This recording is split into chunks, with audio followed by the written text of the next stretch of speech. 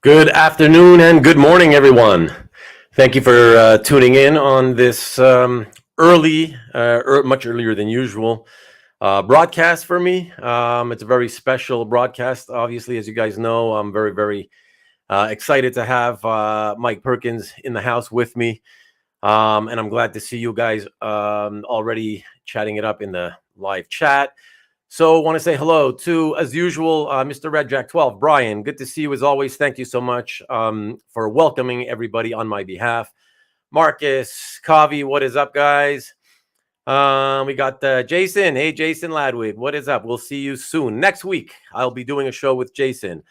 I'll talk a bit about that probably later tonight. Chris Bailey, what is up, Christopher? Good to see you, Vivian. Big. There's that big Mike Perkins collector, Vivian Chu, in the house. Good to see you as well, Rick Welch. Good to see you, my friend. Comic Art Boston. How are you, sir? And hey, Raj Patel. Good to see you. Good to see you, my friend. And Christoph, all the way from Greetings in Germany. Thank you. Good to see you as well. Kevin Pasquino. Good to see you, Kevin. Nice. Jason Hussa in the house. Oh, okay, so a lot of my friends are here. Mike, good to see you, Mike. And Arwen, my lovely daughter, of course. Alfredo. And all right. So, guys, thank you very much again for stopping in today, especially at this unusual time. The way this is going to work is just for those of you watching who don't know, is so the first half of the show we're going to do the art drop, and so I'll just show the pieces one at a time, give a few moments, I'll speak a little bit about the each piece, give a little bit of time to see if anybody claims the pieces. And so any piece that does not get claimed during the live portion of the show, they will be I'm going to place them on the website in the next couple of days, probably on Tuesday. But everybody should be aware, especially those of you watching this on Rewind right now, be aware that as of right now, this is first come, first served. So as of right now, it's first come, first served. So even after the live portion of this show is over, anybody can contact me privately by email if they want to buy any of the pieces that do not sell during this live event. Okay, so for those of you who like to wait so I can show you large scans, I can do that after the show if you email me, but just be aware that anybody else can claim any pieces at any time from this point forward. So that's it. So I got some, just before we get started, I see here, hold on. Will, good to see you, my friend. Thank you so much. I appreciate it. Thanks for dropping in and saying hi. Appreciate it, man. Kavi, thank you for the thumbs up. I hope everybody else can. Yes, please give the video a thumbs up. I'd really appreciate it. Until Nick Barucci comes in and starts to tell everybody to do the same. Kavi says, sad to see this modern classic series end. I agree, and so does everybody else who has been reading it. From what I've been reading and hearing from fans, and great way to send it off for sure. I thought it was a perfect way to end it. And there you go, Robert Riley. Thank you for stopping by, my friend. Thank you, I appreciate it. And so that's it. So everybody, so make sure that anything that you're thinking of buying today, if you're thinking about it, just remember that from this point forward, it is first come, first served. Okay. And that's it. With that, let me queue up all the images so that we can get started. And I'll bring in my wonderful guest, my special guest right here, the man of the hour himself, Mr. Michael Perkins. Hello, everyone. Hello. How are you, sir? I'm good, thank you. Good. Thank you for doing this for me, Mike. By the way, I've been wanting to do something with you, honestly, since I started the channel 3 months ago. I thought, we should, originally I thought, man, if I could get you on so we could help to maybe promote the series. Right. That would have been nice, right? But you've been busy and everything, and I know things didn't quite work out, but the timing worked out at least perfectly for the end of the series, and at least we're able to do, yeah. But it's nice, and it gives us the opportunity to try something. I like to experiment with this whole YouTube thing with different ideas, and I thought, you know what, since your availability only comes, I think, 11 or 12 days after the last issue was released, I thought, rather than doing the art drop on the website as usual and then having you come on and just sort of to talk about it, I thought, let's delay it and try the art drop live on YouTube. It'd be interesting and different. So we'll see how it all goes. But thank you again. I appreciate you being here. And so everybody else, remember that those of you especially those of you on the Asian continent or Australia, New Zealand, who are watching this live, of course, it's late for you. It's midnight or later. And for those of you who are in those parts of the world and who can't stay up beyond the live art drop, just remember that you can clearly come back to the channel and watch the viewer Q&A that we'll be doing directly after the live art drop. Okay. And that's it. So let me quickly jump one more time back in just to see if there's any other comments I need to address. Kavi says, thanks for doing this. Thank you, my friend, always. And thank you, Kavi, as I always do, for being my mentor on YouTube, my live streaming mentor who has taught me everything I need to know to do this stuff. So thank you so much, my friend. And Marcus says, this is the biggest guest Rubén has gotten since Jets. Well, yeah, the only professional comic book related guest I've had. So that wouldn't be too difficult to do.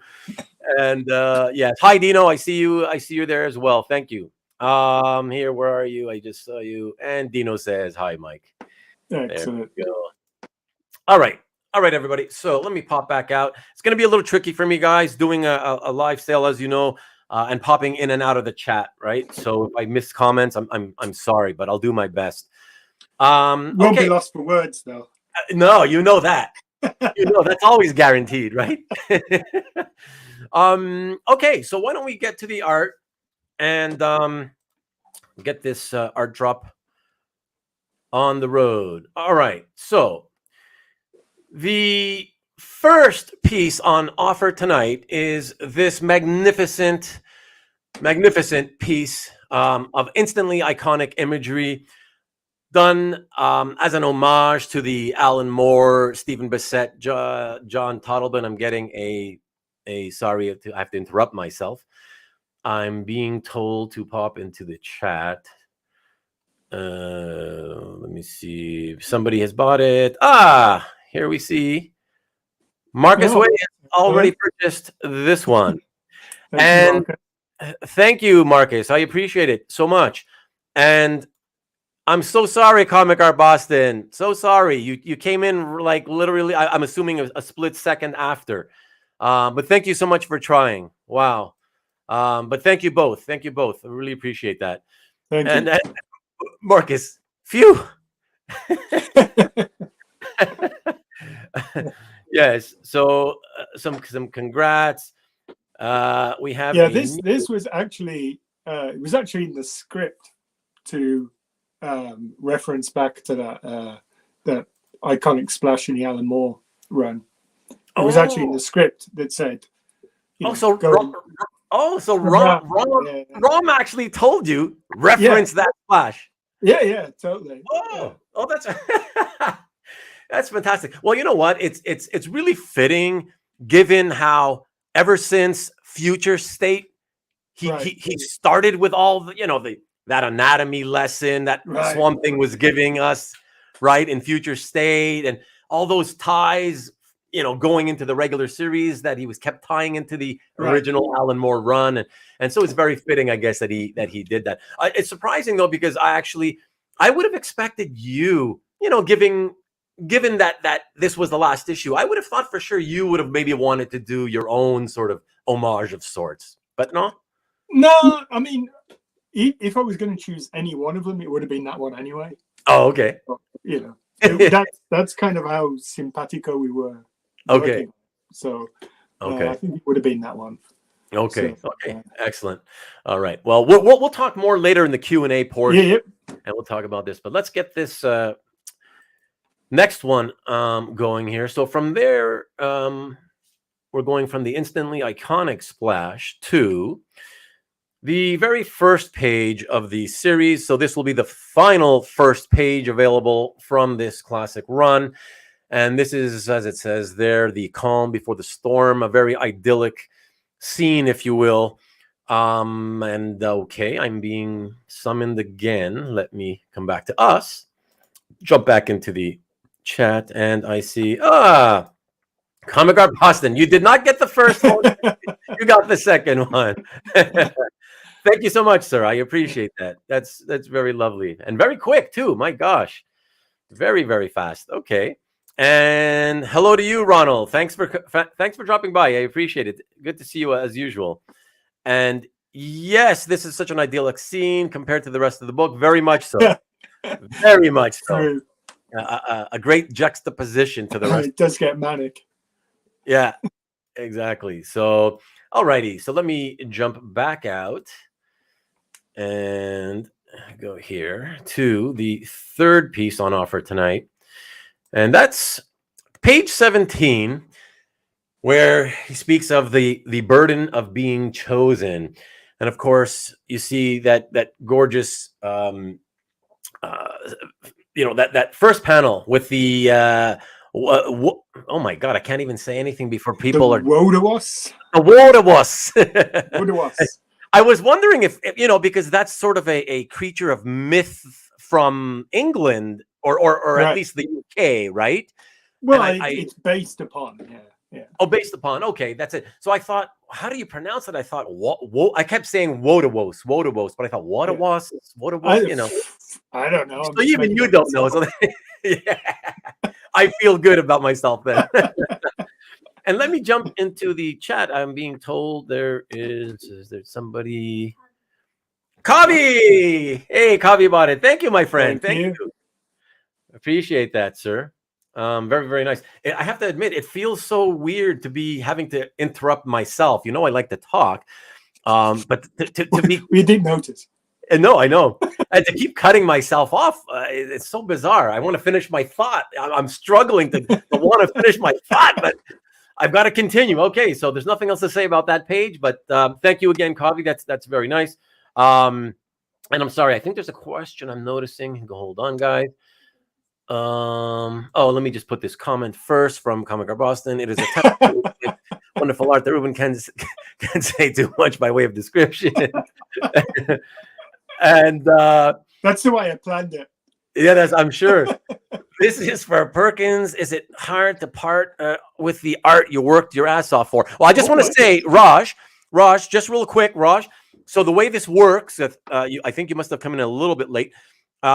So right now we're only going to do the art drop, and we're going to reserve questions. So once we're finished showing all and offering all the pieces for sale, then the second part of the show begins, and that's when you guys can do your Q&A and ask whatever you want. But since you've asked this one, I'll let Mike handle it. Anyway. Yeah, it's always difficult, but I know that Rubén kind of he'll look to see if it's going to a good home. I think that's the main concern for me. Is it going somewhere that's going to a good home, or is it going to somewhere that is going to just sell it on straight afterwards?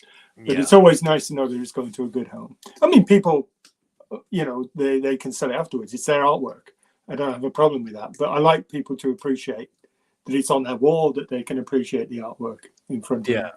Yeah. And I can say that with very few examples of, for the most part, I mean, sure, look, in the 17 odd years that we've been working together, sure, I've over those years I've seen some of your art sort of reappear, sold. Of course, it happens to every artist. Yeah, of course, that's normal. Right? People change tastes and whatnot, and so they part with things to get the money they need for their new tastes that they that they have. So that's normal, right? But what I think what you mean especially is that, and this goes for me as well. What I don't like to see is when people buy it and then fairly quickly sort of flip it on, because then that okay, it wasn't really about them liking it, So if it happens later, and I don't know about working my ass off. The thing is, when you're sitting on your ass all the time, it's more like you're working your ass on. It just gets bigger because you're not exercising. So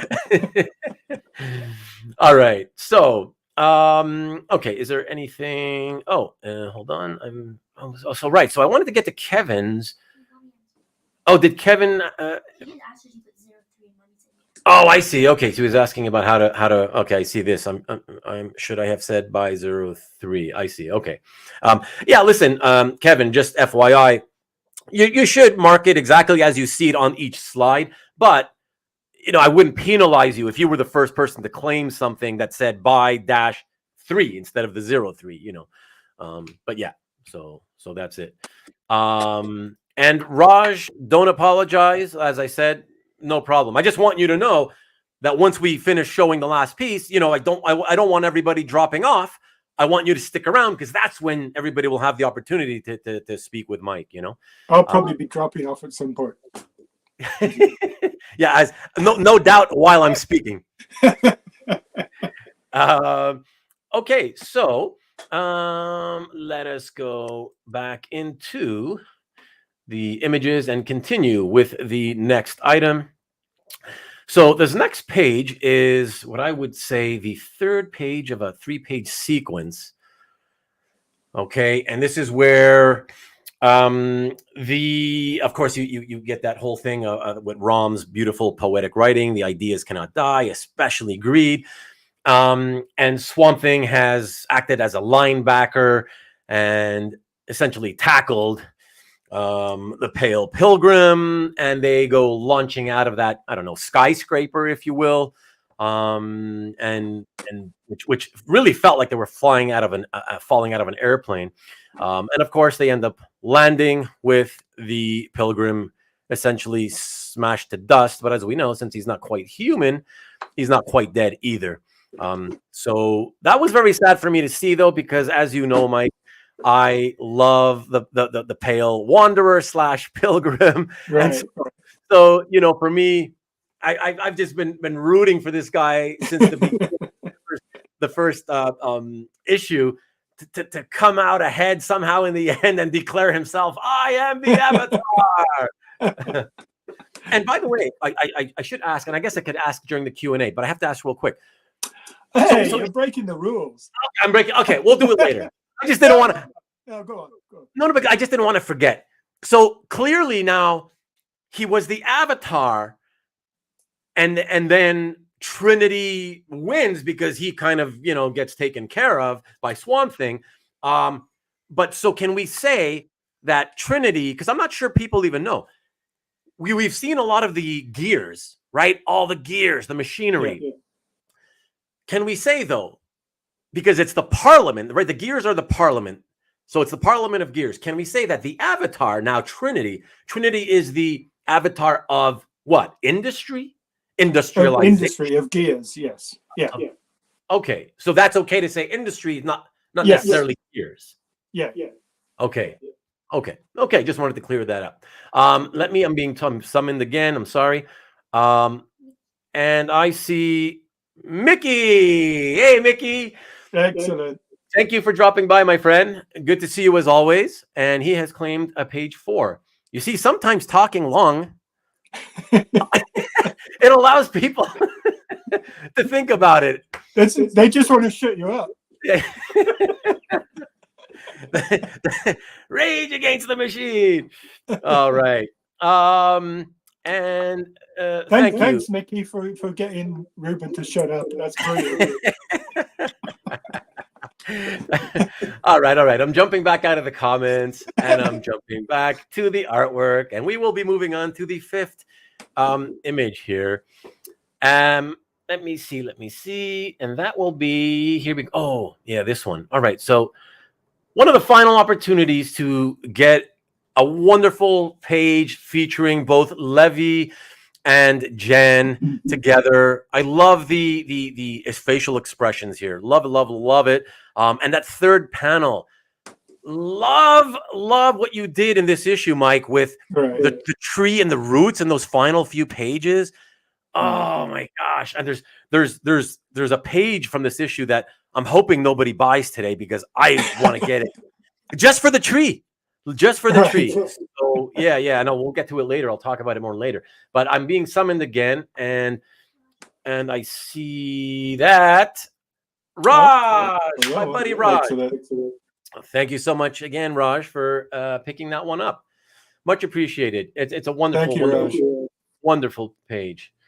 Okay, so let me see. Oh, and Mickey says, "Great to see you again, Mike." And you, Mickey. I don't know when was the last. When would have been the last time you saw him, Mickey? Because I would think pre-COVID. It was probably New York a few years back. Yeah, we went out for dinner. Oh, during that dinner, yeah. Mickey had told me about that. Yeah, that he had dined with you. Was that then or Baltimore? I can't remember. That could be too. Yeah. Mickey's closer to Baltimore too as well. Yeah. Okay, and Jason, who I will see later. But I just wanted to mention, by the way, let me first pop out here into the. Let's bring us in here. I just wanted to mention everybody because it seems like a lot of you either don't know or you're too shy. So I just wanted to mention that for the second part of the show, when we're going to do the Q&A, the Q&A, it was always meant to be a viewer Q&A. So I want you guys to know it's not for me. I never intended to just have a chat with Mike for your benefit. I wanted you guys to have the opportunity to say whatever you'd like to say to Mike or ask him questions yourselves. And as I had stated straight away at the beginning of the description down below here in the video, I was offering an opportunity for up to 10 of you to actually come into the studio to ask a question live. I thought that would be a lot more interesting and innovative and entertaining rather than me just popping questions from the live chat. But I got no takers, so I don't know if it's because you guys weren't aware of that or what. But anyways, they're just terrifying to look at. That's what. Yeah, they're scared of me. Or you. Yeah, I'm not sure, but you're much more the handsome devil than I am. So especially with the silver fox going on these days, But anyways, guys, I just wanted you to know that I do have now one person, and that's why I left Jason's comment up there on the screen, because Jason is the one person who said he was willing to come and he's going to pop in just to ask his comment and question to Mike. So, but if anybody out there, even though I said that the deadline was yesterday at 5 p.m. Again, I'm all for experimenting with this YouTube thing. If any of you in the chat who wants to ask a question or throw comments towards Mike personally on camera from the studio, email me now, and in the subject line, not in the body, just in the subject line, put your email so that I can send you a link. And I'll if you guys do that, I'll try my best to send you a link, and maybe later on in the second portion of the show during the Q&A, you can pop in. Okay. And by the time you've gone through the art drop, it'll give you time to put your makeup on, look pretty. That'll be good. Nah, I got no natural, All right, so let us move on with the showing of the artwork, and that will be the sixth piece. And here we go. So here we have the final page of the series. So it is not only, of course, the final page of the issue, but is the final page of the entire series. Don't cry, Mike. Don't cry. Hold on, let me pop the comment off here and let me back in, because let me see. It's nice to bring Woodry back for that. It's great. Yeah, I'm me too. And I have to say, I love Woodrew, and I just thought you guys used them perfectly. I actually wanted him to appear even more. You know, Right. it's funny. And the early issues, speaking just of the original art from that perspective, from collectors, I was surprised that in the first, you know, from the first 4 issues, we still have a few pages remaining, like great pages that are Woodrue focused. And it surprises me only because I think, you know, back to the Alan Moore run, Right. whenever he made appearances, I loved Woodrue, Yeah. you know. And if those pages appear on the market, Yeah. people buy those up all the time, you know, even if Swamp Thing's Even in Millennium, he was the best thing in Millennium. I mean, on Millennium. Yeah. You actually still remember Millennium. I recently reread it. Did and you? It was, I think it was one of those series that it was the first time where it was very disjointed as a crossover. Oh, You know, okay. where you had to go and pick up other stuff, otherwise it didn't really make sense. It didn't make sense. Yeah. Yeah. But yeah, Woodrue was just great in it. Yeah. And by the way, did you watch by any chance the Swamp Thing's live action series from 2 years ago? I saw the first 2 episodes, which I thought were great. Okay. I thought it was really good. But I didn't get around to watching the rest, unfortunately. Oh, okay. Because it was yeah. If you really loved the first 2 episodes, if you ever have a chance, I'd say finish it. Yeah. You'll probably find yourself, if it's like me, you'll find yourself thinking, man, I wish it didn't get canceled right after straight away. Yeah. Right. Yeah. When they, I think it was even before they aired the first episode. They just announced, okay, we're airing the first episode, but there's not going to be a second season. Right. Sad. I think they said it was too expensive or something, but yeah, and Woodrue was in there, and that's why I really wish that they would continue a second season, because that's kind of how it ends. You see that, oh, they're going to introduce they introduce Woodrue at the end, and he's obviously going to be the antagonist in the second season, you know. Right. So it's a shame, you know, but oh well. Okay, so let me quickly go here and let me see. Kavi says Swamp Thing show was pretty solid. Unfortunately, they're gone. Yeah, I thought it was really good. A little bit weird with introducing the Blue Devil thing, but that was the only sort of weird thing about it I found. Okay, so let me pop back out into where the art is, and let us move on to the 7th page, and that is here. So this is page 12, everybody, and it is Swamp Thing versus the Pale Pilgrim. So this is the first page that I mentioned earlier of that 3-page sequence where he basically acts as a linebacker and tackles the Pilgrim. This is just as the Pilgrim is about to kill or attempt to kill Trinity, so he can, to ensure that he becomes and remain, or I should say remains, the avatar of industry. And sorry, I'm getting interrupted. Sorry, hold on. Should I go into the comments? Okay, hold on. I didn't acknowledge something I'm being told, and I apologize. Oh, is that Raj? Yes. Oh, for the previous page. Oh, okay. Sorry. Thank you. Raj picked up again the previous page. Thank you, Raj. Thank you, Raj. I appreciate that. And actually, this is a little bit confusing. Hold on. So this one, the final page of the series, is what Raj has claimed. So excellent. So thank you very much, Raj. And let me come back to you guys because I'm being summoned again by some confusion. I'm sorry, everyone. Some confusion in the control room. So I see a direct. Sorry, let me get rid of the comment first from Raj.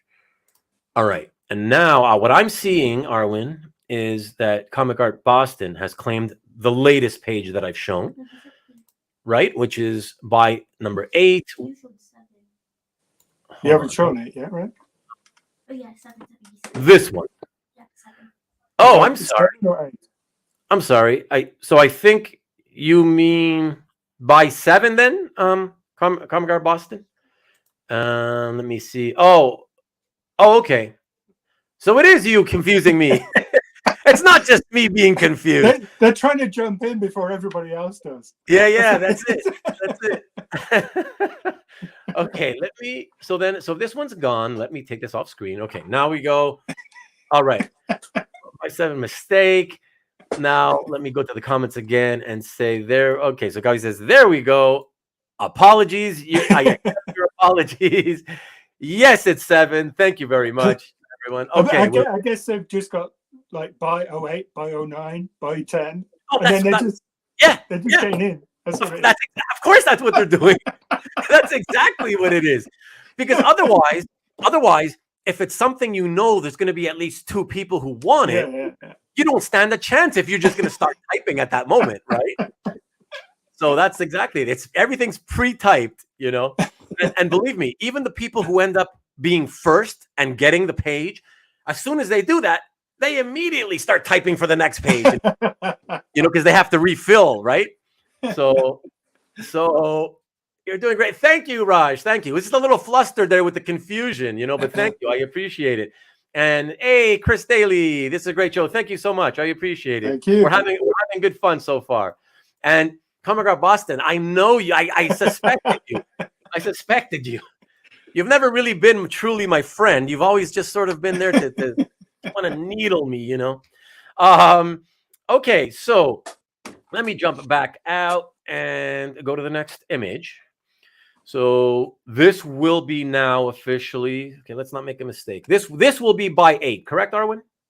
Yeah. This one will be by 8. Okay, here we go. So let us see this one. So another wonderful page. Again, the whole roots, the tree, and that first establishing shot in that first panel. Love it. I really love. Honestly, I don't know about everybody. Everybody gets hit by art differently. What I really love about this page, though, is that second to last panel of Jen frolicking in the water so joyfully. There's just something about how you drew her. Just you can see the joy and like Right. the long nightmare has ended, and we can finally just relax and have fun a bit here, And of course, I love the fact that Woodrue is there again. Right. Coming in to sort of finish off and leave us all on a cliffhanger.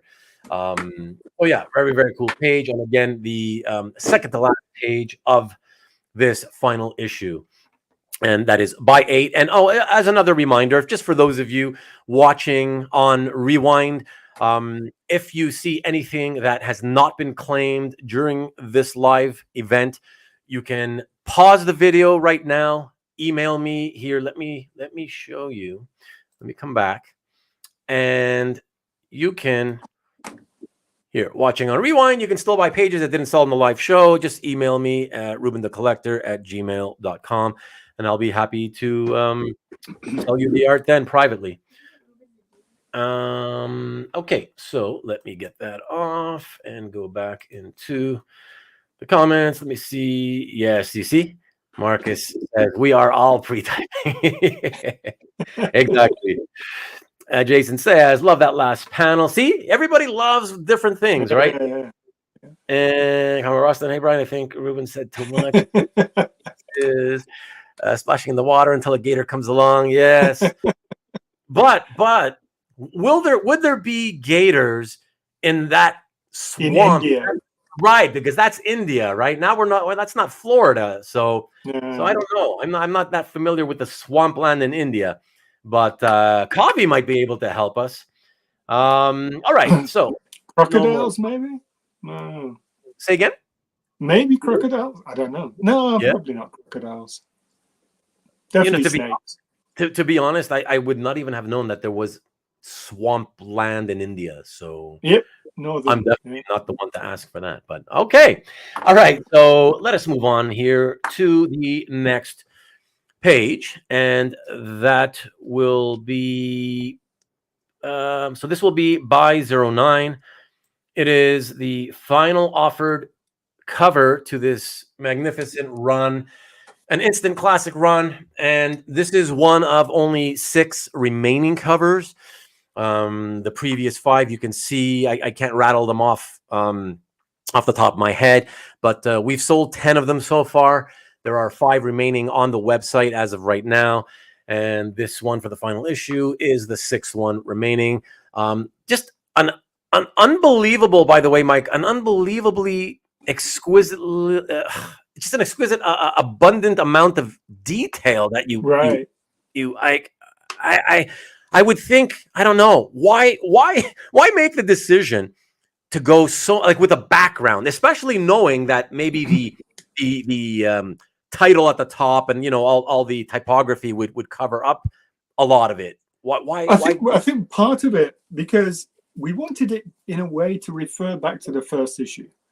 When Levi started to come on with the Swamp Thing stuff, and he wasn't sure about it.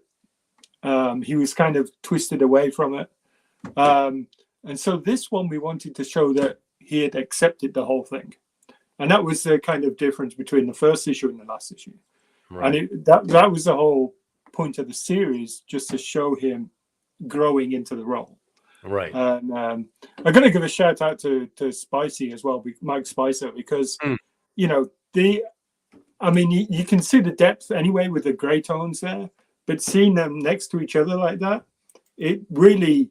He's done a great job in dropping those backgrounds back and pulling the foreground forwards. Yeah, he's done a really great job throughout the series, I think. Oh, yeah. As you know, I've never been too fond of the coloring you've had throughout your career. I did start to appreciate it more when Andy Troy came on, but I really have to say, me, I typically don't, give a lot of kudos to the colorist, but Mike Spicer, I have praised him throughout this entire series. I have loved the choices he's done. He's done some really ballsy choices. Those some of those issues, like with issue 3 and 4 with Ivy, when we saw the Woda-Wos, and he used these beautiful mustard yellows and oranges in the backgrounds, as the contagion was swarming through that whole area. But that was one of the things as well that made us collaborate as a team, really. Right. That was a whole team construct. Ram is very visual anyway, so he kind of knew the direction he wanted to go in, and I was okay with that direction, and we wanted to not make it psychedelic, but to embrace that diversity of color. Even when you look at the I've got it up on there. Even when you look at the Swamp Thing stuff from Alan Moore's run, just because it's swamp doesn't mean it has to be green. It can be purple. Right. So we wanted that kind of aspect of it there. Yeah, I will say that run was, to the best of my knowledge, the first time I recalled actually taking note of color. I never cared for color. I was one of those guys, even as a kid, I always wished, I was so focused on the line art. I always wished that the comics were published in black and white, Right. But that was the first time I remember thinking, oh, Tatiana Wood, Wally Wood's ex-wife. I believe it was an ex-wife by that point. Right. I thought, wow, fantastic. The thing she did, the colors, again, like you said, the green didn't necessarily mean to be green. It could have been purple, right? Yeah, exactly. So absolutely. So, okay. And I just want to quickly post a couple of comments here from Kavi. There are swamp-like lands in India. Yes, I'm not sure if I've seen in person though, but Karnataka and Kerala state and other parts have wetlands. Okay, excellent. Yeah. If you go online, we did a lot of research, and Ram knows that area anyway. But in the north of India, it's quite astounding, some of the pictures up there on Google. Oh, right. It's quite amazing how they make these bridges. I don't know if you've ever seen them, but they grow the branches in order to make bridges over the river and all this kind of stuff. Oh, really? It's quite you amazing. mean the state? The state? I don't know if the state does it, but somebody manipulates the branches to make a interesting. Bridges. Yeah. Wow. So it's purposely not made, but manipulated. Yeah. Wow. That's fabulous. Wow. Okay. And Comic Art, thank you for your scholarship. I appreciate it. There are crocodiles in India, and Raj says, don't forget Gujarat. That's massive swamps there too. Okay. Excellent. And Kavi, Raj, good to know. I've never been there to stay myself. Okay, excellent. All right, let's get back to the art, fellas.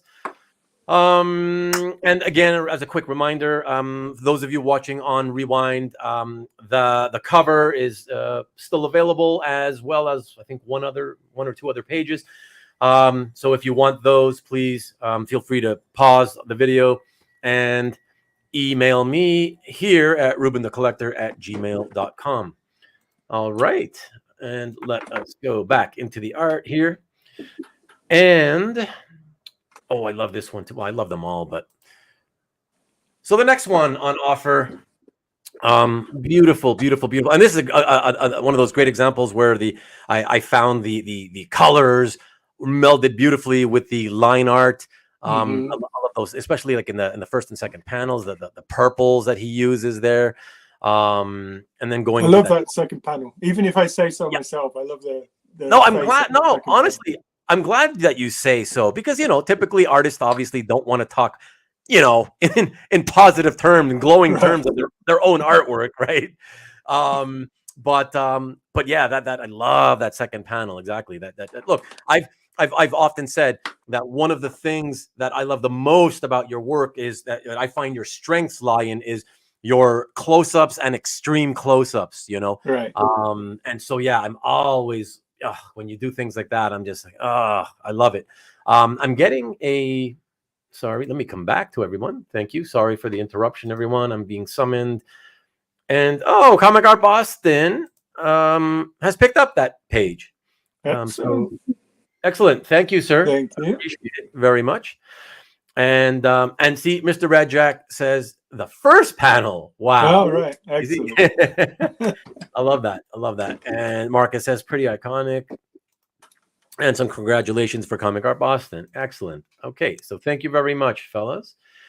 All right, so let me pop back in to the images. And what do we have next? So here we have by 11. This will be the second of that aforementioned 3-part sequence of the Pilgrim getting tackled. So this is the middle portion of that 3-page sequence. They're falling out of that gigantic, really, really high tower. I love, love, love this. The altitude. Now, as a guy who does get vertigo, I really, really appreciate this. And what I really, really loved about this particular splash page, and that's kind of part of the reason is I call it a splash because it technically is, but I love the way that you sort of turned the sequence of them falling further and further along into sort of, those outlines to sort of make them panels, right? The panels, but obviously the background is all one same image, right? So it's still a single splash image. So I love that touch. It was a really it was bloody difficult doing a whole country basically that's been taken over by industry. That was not easy. I looked at that and I thought, why would you do that? But I often find myself thinking that about certain, pages that you do. And I'm like, why? You didn't have to go to those lengths. Why? But you're so old school. But that's what I love about what you do. I mean, it'd be so much easier just to drop it in. Right. On digital. Yeah. Right. That's my point. You can't do it. You could so easily and quickly drop it in digitally and boom, right? You just saved yourself a day of work. And no, here you in. You got to go in with the pencil, the brush, and spend your whole day doing that. It's like, wow, why? But I'm thankful because as an old school guy myself, I don't want to see you sending me stats. I definitely don't want stats. But listen, if the artist wants to do it or needs to do it, I understand it. So sorry, let me jump back into the chat. I'm being summoned again. I got a bunch of comments that went by quickly. And Kavi just bought that one. Thank you, Kavi. Thank you. And Mike, right after, tried, but you just missed it. Sorry, man. I'm sorry. I wish I could split these things into two, but then we don't want original art to become, two of a kind. So but thanks, Kavi. Really appreciate it. And thanks, Mike, for trying. I appreciate that. And I'm getting a question. I'm being told, hold on. Bye. Hold on. Give me a second here. Let me find it. Kavi says, I have a thing for falling pages. He's got Electra falling. Now he's got Okay, something excellent. falling. Okay, so let me see what else. Rim. Okay. Yeah. Mr. Red Jack, that's going to be a splash when they hit the ground. Exactly. and on the bottom panel of the following page, which we already sold earlier, you see this the splash. Right. Or the splat. So Marcus asks you, Hmm. which I already know the answer to. I don't need to ask. Photo ref. Referenced? To a certain extent. He's referring obviously to that. Yeah. Yeah. I mean, obviously, when it's something of that mass, you can't particularly find the photo ref. It's more of a case of putting things together, finding multiple photo refs, really. Yeah. And then figure it out from there. But even then, you have to fill in the blank spaces so it looks like it's one thing. Right. Yeah. Exactly. And then kind of putting it together and then drawing it on the light box with the gray wash. Oh, okay. Yeah. Okay. Well, there you go, Marcus. Yeah, no, I knew that it would be. You can't draw. Well, you can, but you can't necessarily make it realistic. Well, this was going to be my thought, right? I was going to say you can't really draw that sort of an aerial shot with that many buildings and sell it to the audience as realistic, as being realistic, right? So I mean, you can if you're Jack Kirby, but yeah, or if you have, but they're Kirby buildings, they're stylized buildings, Right. Yeah. And Kavi, thanks. Oh, okay. Thanks, Mike. Okay. All right. So let us move on here to the next one. And so for that one, this will be by number 12. And this one is the final of the title and credit double splashes. And what I say by final is the final one that actually contains the hand-drawn title by Mike. Right. Okay, so where you see Armageddon, he has hand penciled and inked that. And it's pretty much the same as the Armageddon in the previous issue. It's just more falling apart, basically. Right. Yeah. So that's it. And of course, this follows that idyllic page at the beginning, the page one. That's with a little boy playing on the swings, and suddenly this is what they see erupting from the desert ground as those alien, organic alien ships at the top wait to see what they're going to do. So I think Mikhail might be interested in this one, but he's traveling and not able to be here today. He has purchased a couple of your double page credit title and credits splashes. He likes the ones, particularly the ones where you actually took the time to hand, pencil, and ink the title.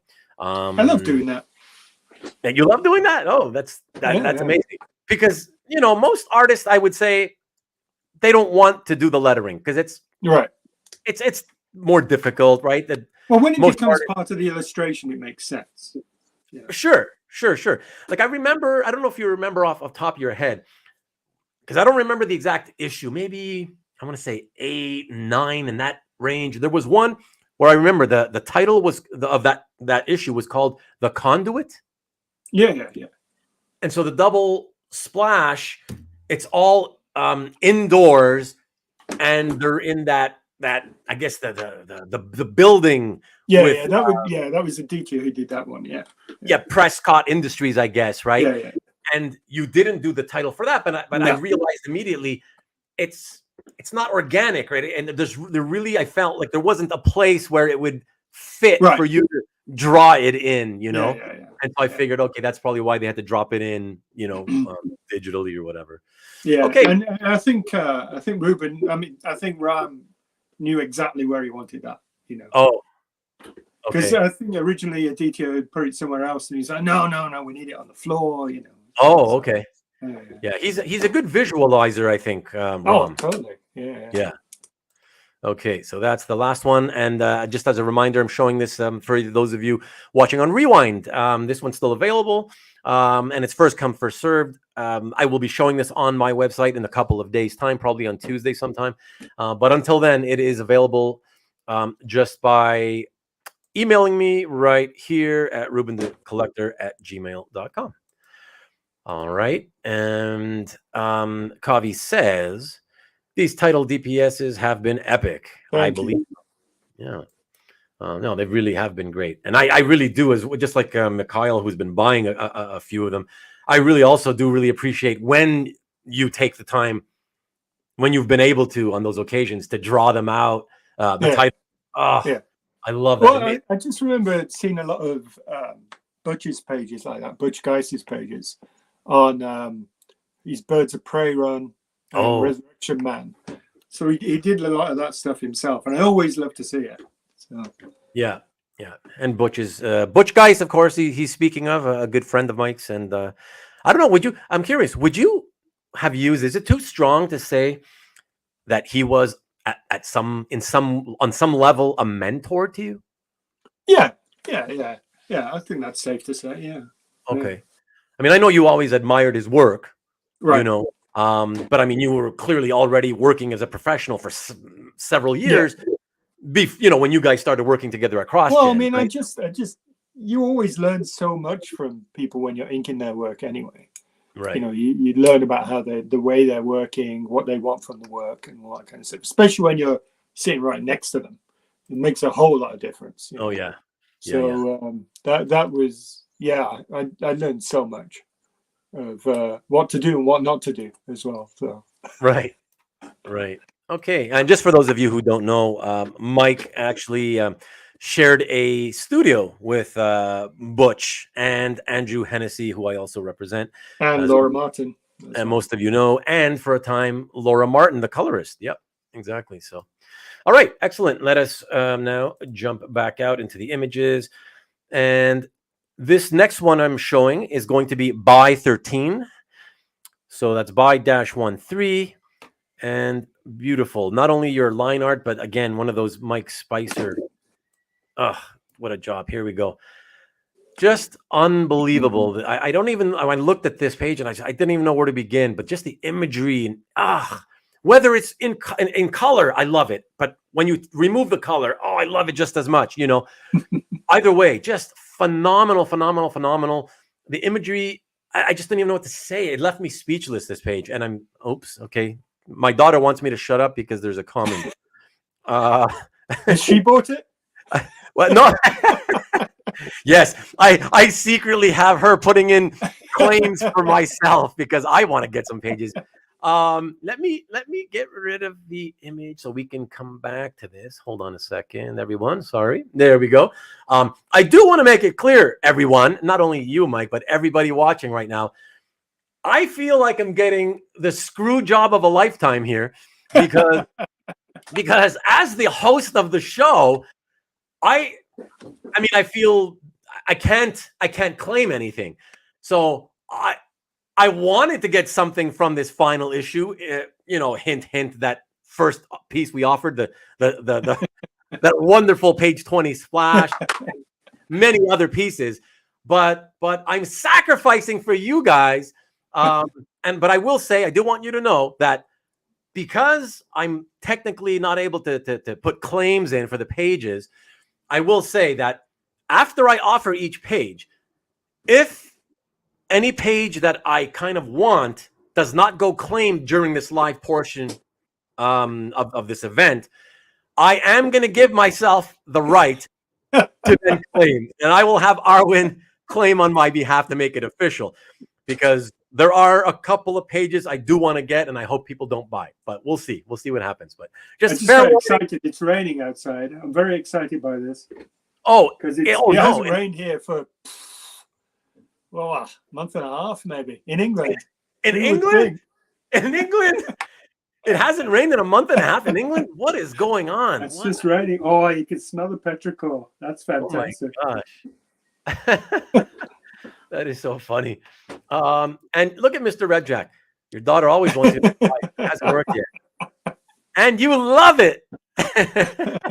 Ascani-san in the house. How you doing? Marcus, even the explosion look amazing.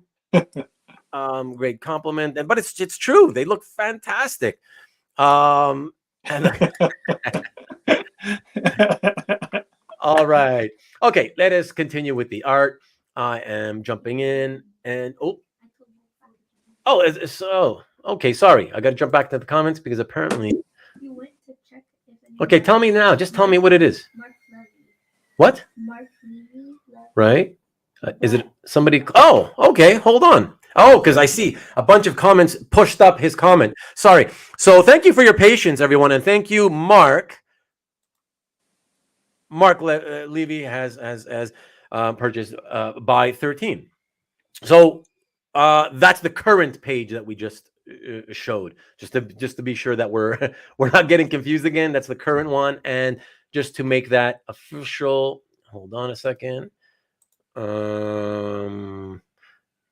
That is for everybody's knowledge. That is this one. Excellent. Okay, excellent. Thank you. Beautiful, beautiful, beautiful. Wow. And by the way, Mike.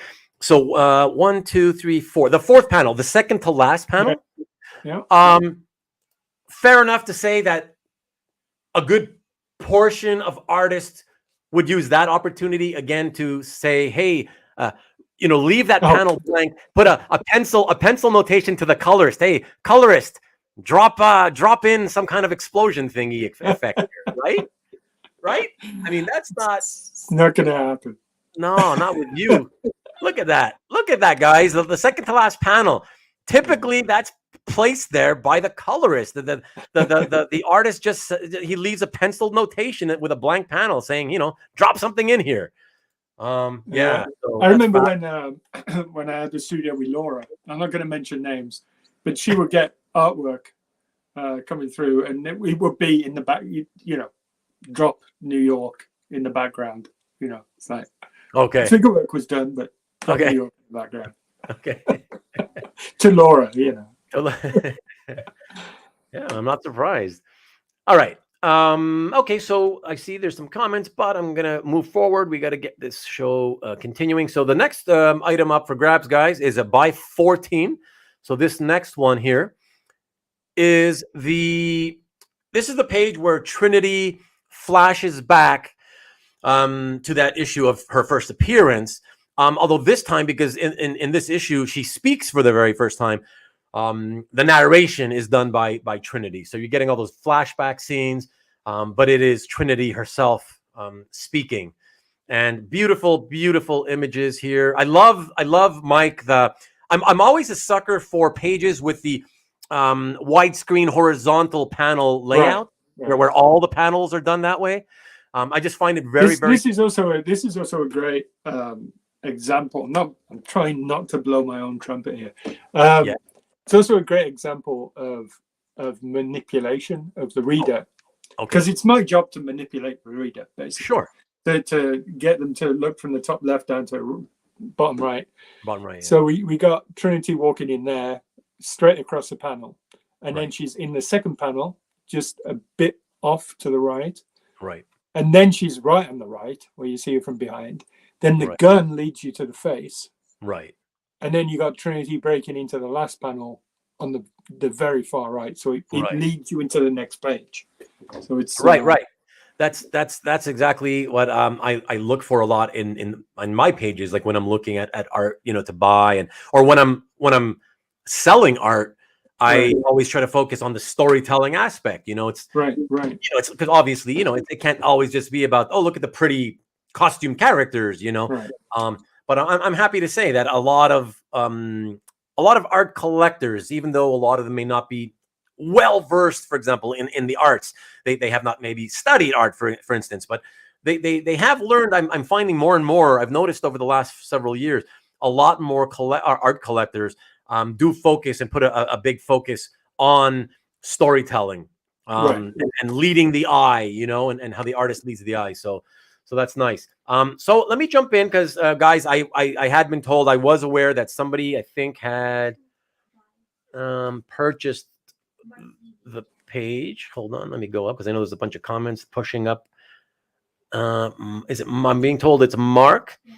Okay, hold on. Sorry, guys. I'm just have to scan through so many. So So what's he responding to here? So 16, page 5. Is that what he's? Okay, hold on. Sorry, everyone. Please. Oh, okay. Here we go. Mark has purchased by 14. So that is that current image that I showed. Thank you, Mark. I appreciate it. Thank you. And look who's here. Mikhail, who's traveling. The person I mentioned who likes those hand-drawn titles on the DPSs. I was just going to ask about the title DPS, mind reader.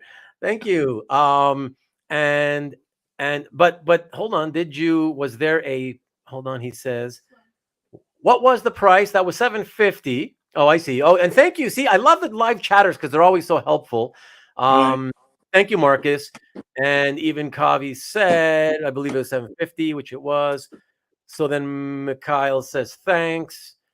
And buy title DPS question. I don't know. Are you? And then buy 12. Okay. He got there eventually. See, he's storytelling, kind of in keeping right. Keeping with the theme here. You should have left that last one just for like a few seconds. Build it up. Like a reality TV show. All right, guys. So thank you very much, Mikhail. Thank you. Much appreciated. Thank you.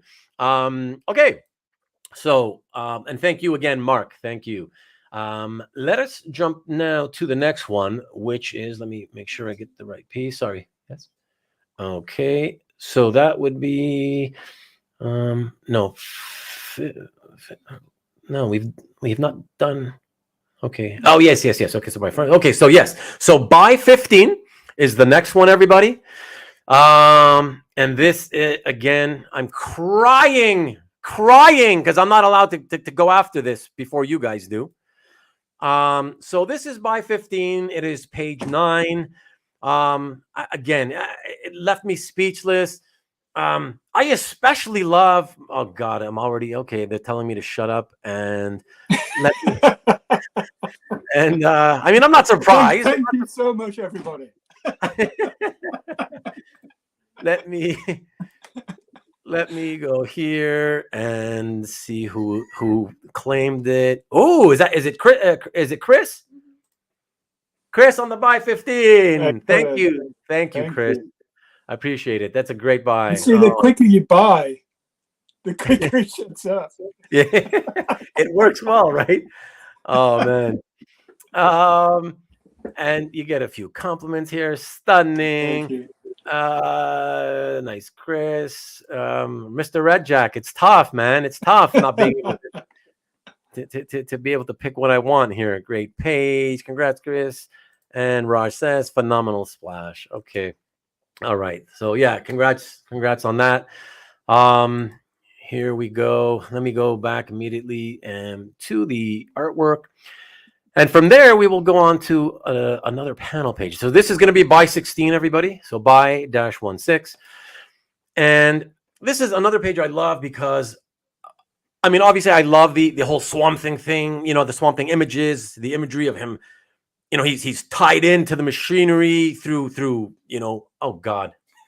Okay, I'm shutting up. Fine, thank you. Whoa, 4. Wait, 1, 2, 3, 4. So if I'm correct here, the first one to claim is Jesus. Is that right? Yes. Thank you very much, Jesus. Congratulations, you got that one. And wow, let me just show that. I see. There's 3, but Jesus tried to do it again just in case. Daryl, hey Daryl, good to see you, my friend. You came in right after, unfortunately.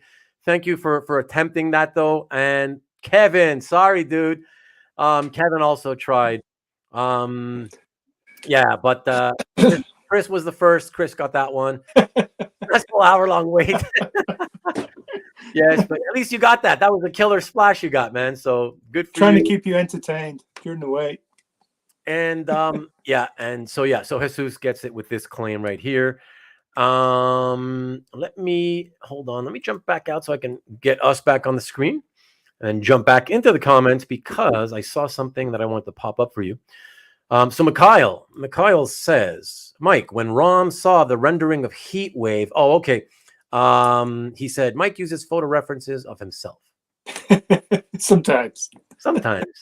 I can pick them out like nobody's business. So I would say the word is not sometimes, but there's another word. But yeah, you can say he does that every now and then, every now and again. And Kavi says, "Wow, lots of claims, yeah, and so fast." It's funny too, because you always. I always say this. I always think. I think I know how the collectors think. I like to think I know how they Shut think. up, Ruben. That's what they think. They're like, shut up. But no. But I just have to say how you would think that. Oh, the splash page would have had 4 consecutive people, but it was a panel page, so that's fantastic. I love that. Okay, before I get out of the chat, just want to make sure there's nothing else I need to address. Anything I need to address, Arwen? Okay, you're sorry, but Arwen is confused. Yes. No, never mind that. That's okay. That's just jokes. That's the inside jokes and stuff. Okay. Let us now go to buy 17. So this is buy-17. This is the beautiful splash of the I guess city, the industrial city sprouting from the desert floor, and where suddenly we see all the organics start to sprout as well and start covering the industry, I guess you can say. Beautiful tree. And I love, again, shout out to Mike Spicer. I love what he did with the tree. By the way, Mike, I love what you did. I love when you add those white paint highlights. Right. Yeah, it just adds a nice touch to the art. Well, a lot of that just came about because we really, I could see that we needed more vegetation there, and it was easier to do it that way than to go in and draw it, straight off. It was easier to go in with a white. Right.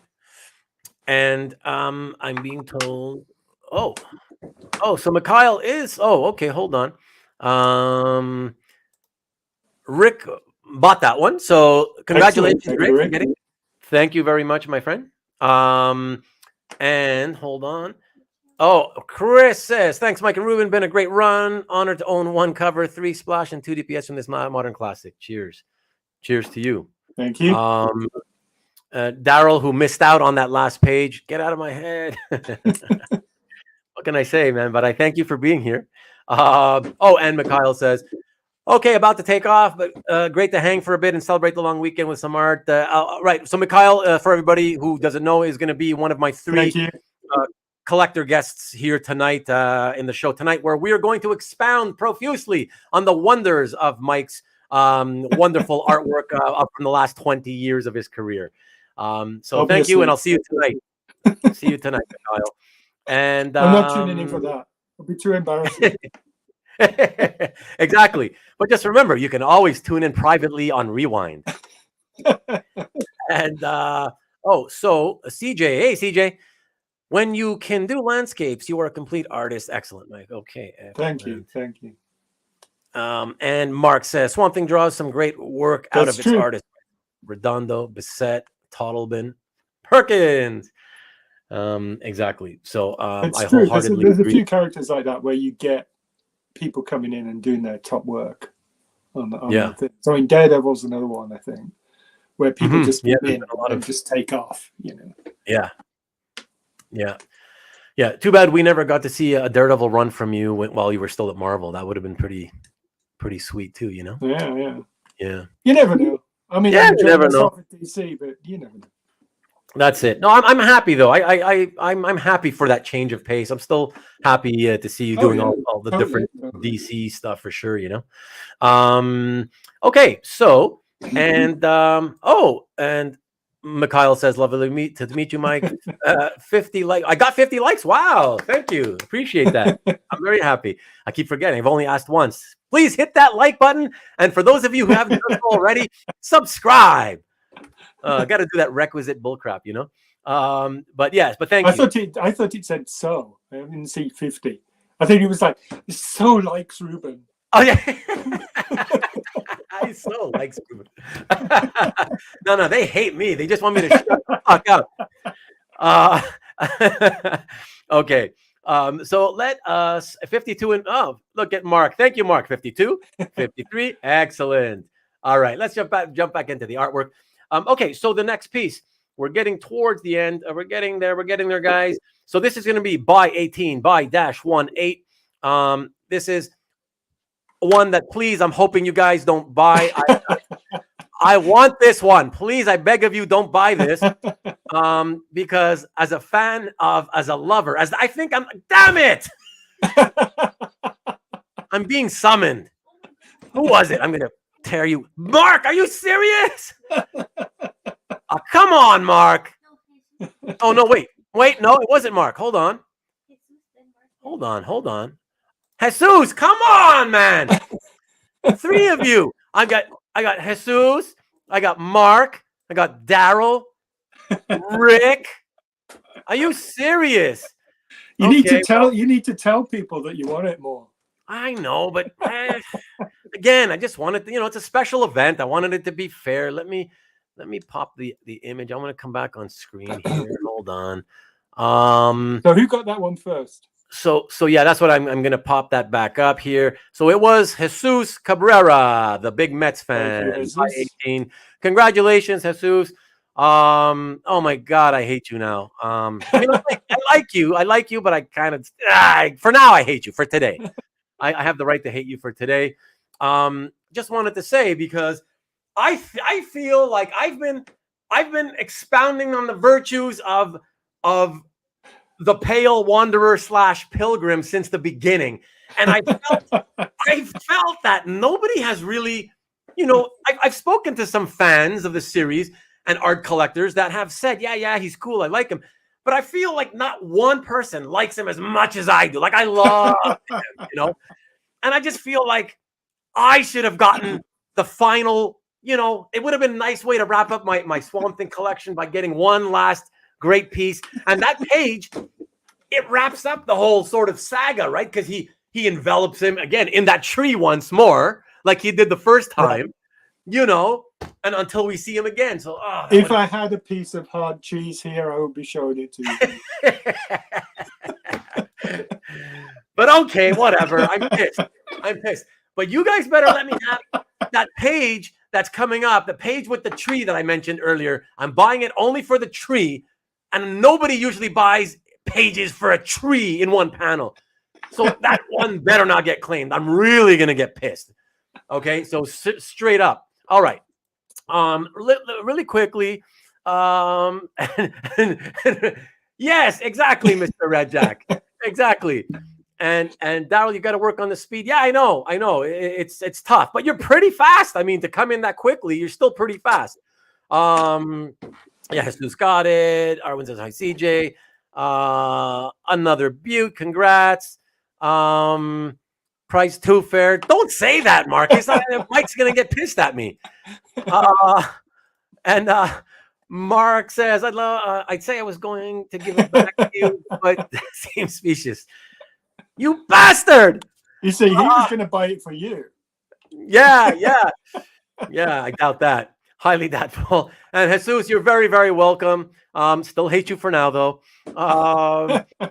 And what else we got here?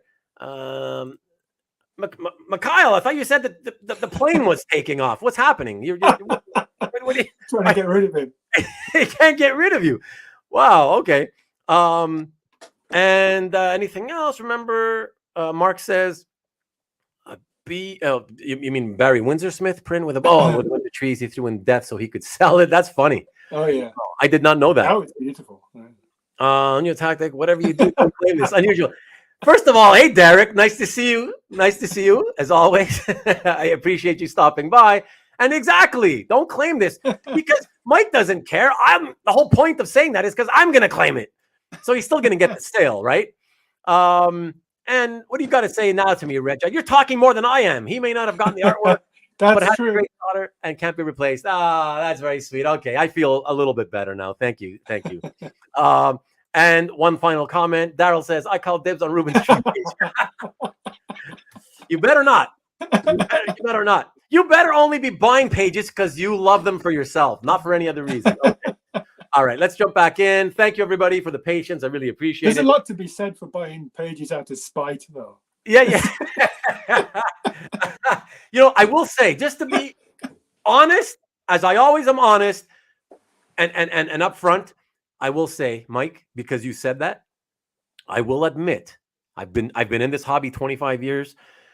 I have done that on occasion.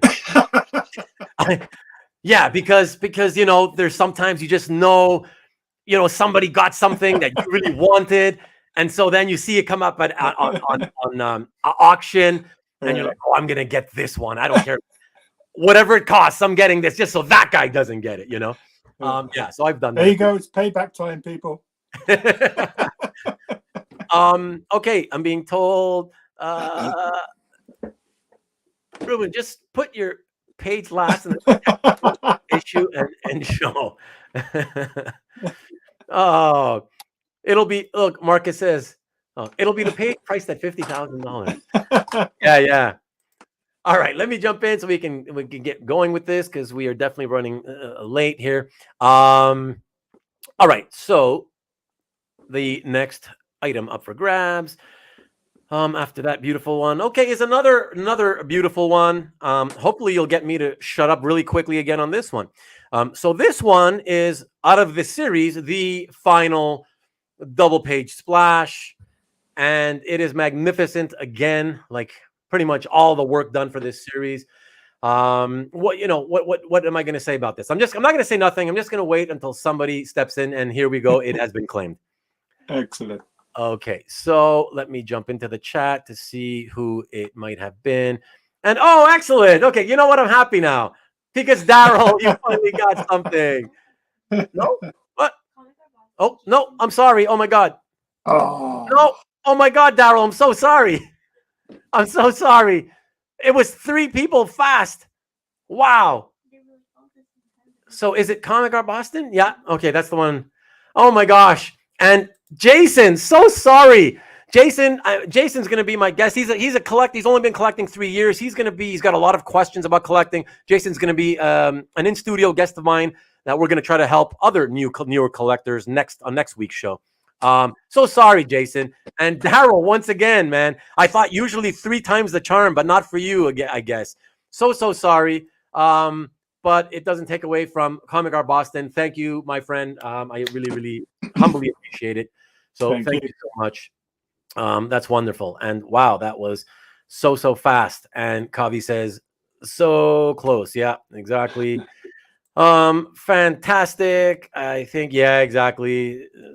I do feel bad though, but all the congrats are flowing in. Congrats.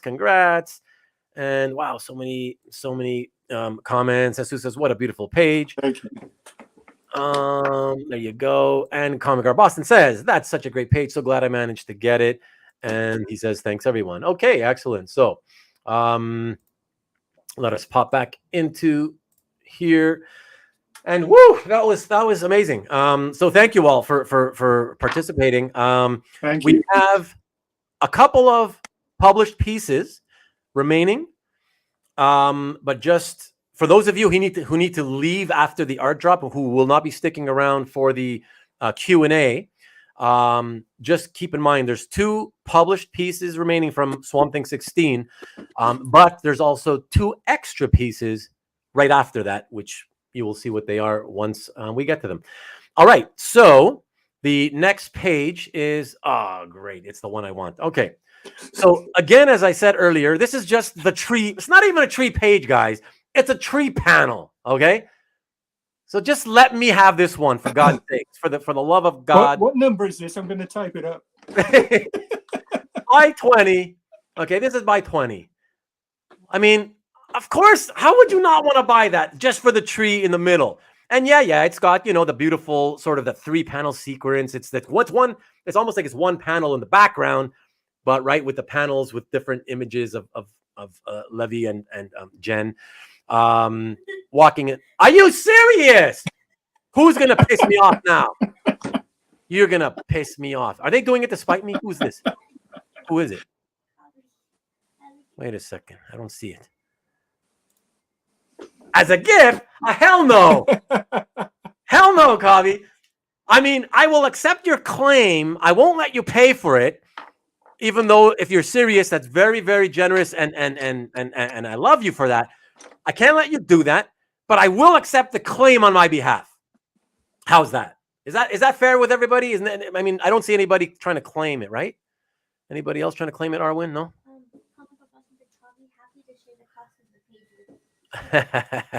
Okay, hold on. Let me see, because a bunch of comments have come in. So, man, I want that. Beautiful page. That's a beautiful tree. Not even the top of the tree. The top of the tree. No, it's the bottom. That's the best part. Good job, Kavi. God, you beat me to it. Always so generous, Comic Art Boston. Classy move. Well done, Kavi. Kavi. Nice, Kavi. You beat me to it. Kavi rocks. Kavi, happy to share the cost of the page. That's so nice of you. Vivian, LOL, Kavi. I will hear your name for a week now. Classy move. Chris, great spread. Okay, congratulating on getting him. If that's the case, gifted to me. Nice, Kavi. Nice job, community. It really is a wonderful community, I must say. The comic art community is really, really fantastic. I love all of you people because, seriously, as I've told you many, many times, it's yours either way. We can argue later, he says. Sounds good. That's fair enough, my friend. It sounds good. Yeah, hold on. A few more comments before I speak. Sounds fair. Yeah, that is some sweet foliage. I do enjoy drawing the trees, I have to say. Say again? I do enjoy drawing those trees. Oh, it's fantastic. And it shows. I mean, come on. Who puts that much effort into a tree? Seriously. And come on, you guys know I'm not just blowing smoke up Mike's ass because I'm supposed to. Like, come on, you just look at that and you know most people will not do that. Why would you go to those lengths? That's crazy.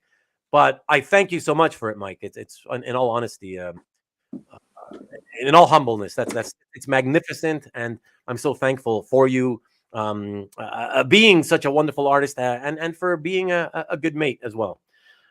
So thank you. And here we go. Kavi. Let him do it, Ruben. Comic Art Boston said I'm a real party pooper. You've done so much for us. Don't you deserve something? There's a principle there, you know. And you certainly are one to always show people the principle of the thing, aren't you? The Parliament of Trees has spoken. And smoking ass, is that a Canadian thing? Who said smoking ass? What are you talking about, Mr. Red Jack? Ryan, you are a nut job. Let me get rid of this. All right. You were blowing smoke up my ass. That's what it was. Oh, right. Okay. Smoking ass is a Canadian thing. I got you. Sorry. Sorry, Arwin, what? What do you write down? Yeah. Okay. As long as she's not writing down smoking ass. She's like, do I write smoking ass? No, I'm joking. She didn't. Okay. So everybody, this is the final page. And I thought I placed this one last because I thought, given the whole thing is beautiful, but given what the content of the final panel, I thought it was an appropriate way to go out because it shows pretty much the entire cast. And I guess I won't really say anything other than I love the top. I love the sexy images. They're beautiful, especially that extreme close-up of Trinity.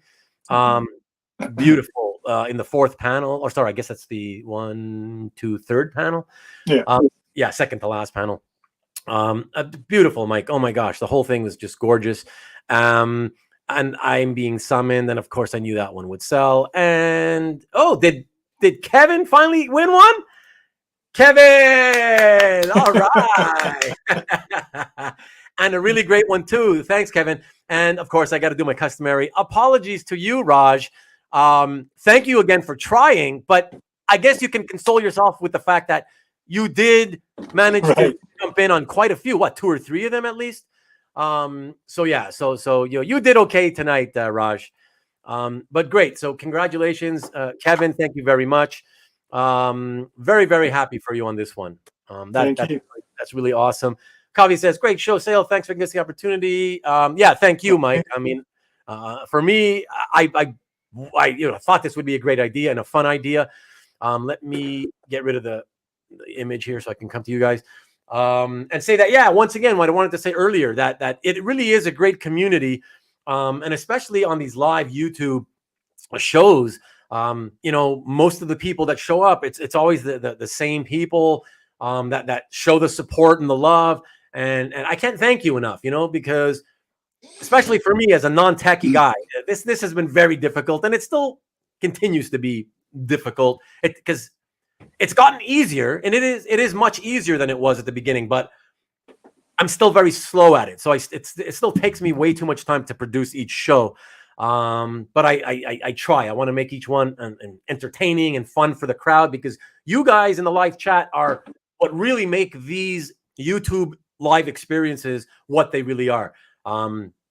I've watched shows where there's 3 people watching, 5 people watching live, and it's really like you don't feel any energy, And by the way, guys, I just last night was watching the last episode, as I always rewatch them after the fact, and I thought it was hilarious. I mean, you guys were laughing it up and making crazy jokes all the time in the live chat, and for me to watch it from that point of view, just as a viewer, even despite the fact that I don't like to watch and listen to myself on camera, it's actually palatable and a lot of fun to watch, just because you guys make it so much fun in the live chat. I get to see all, and I don't miss any of the commentary, So thank you all again, very, very much. And again, thank you to all of you who watch on Rewind, those of you who can never make it to the live shows.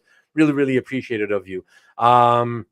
So I wanted to say, like I said earlier, guys, that was the last page from Swamp Thing number 16, the Swamp Thing, sorry, number 16. We do have, Arwen, a couple of pages that didn't get claimed, 2 or 3? 2. Okay, can you remind me what numbers?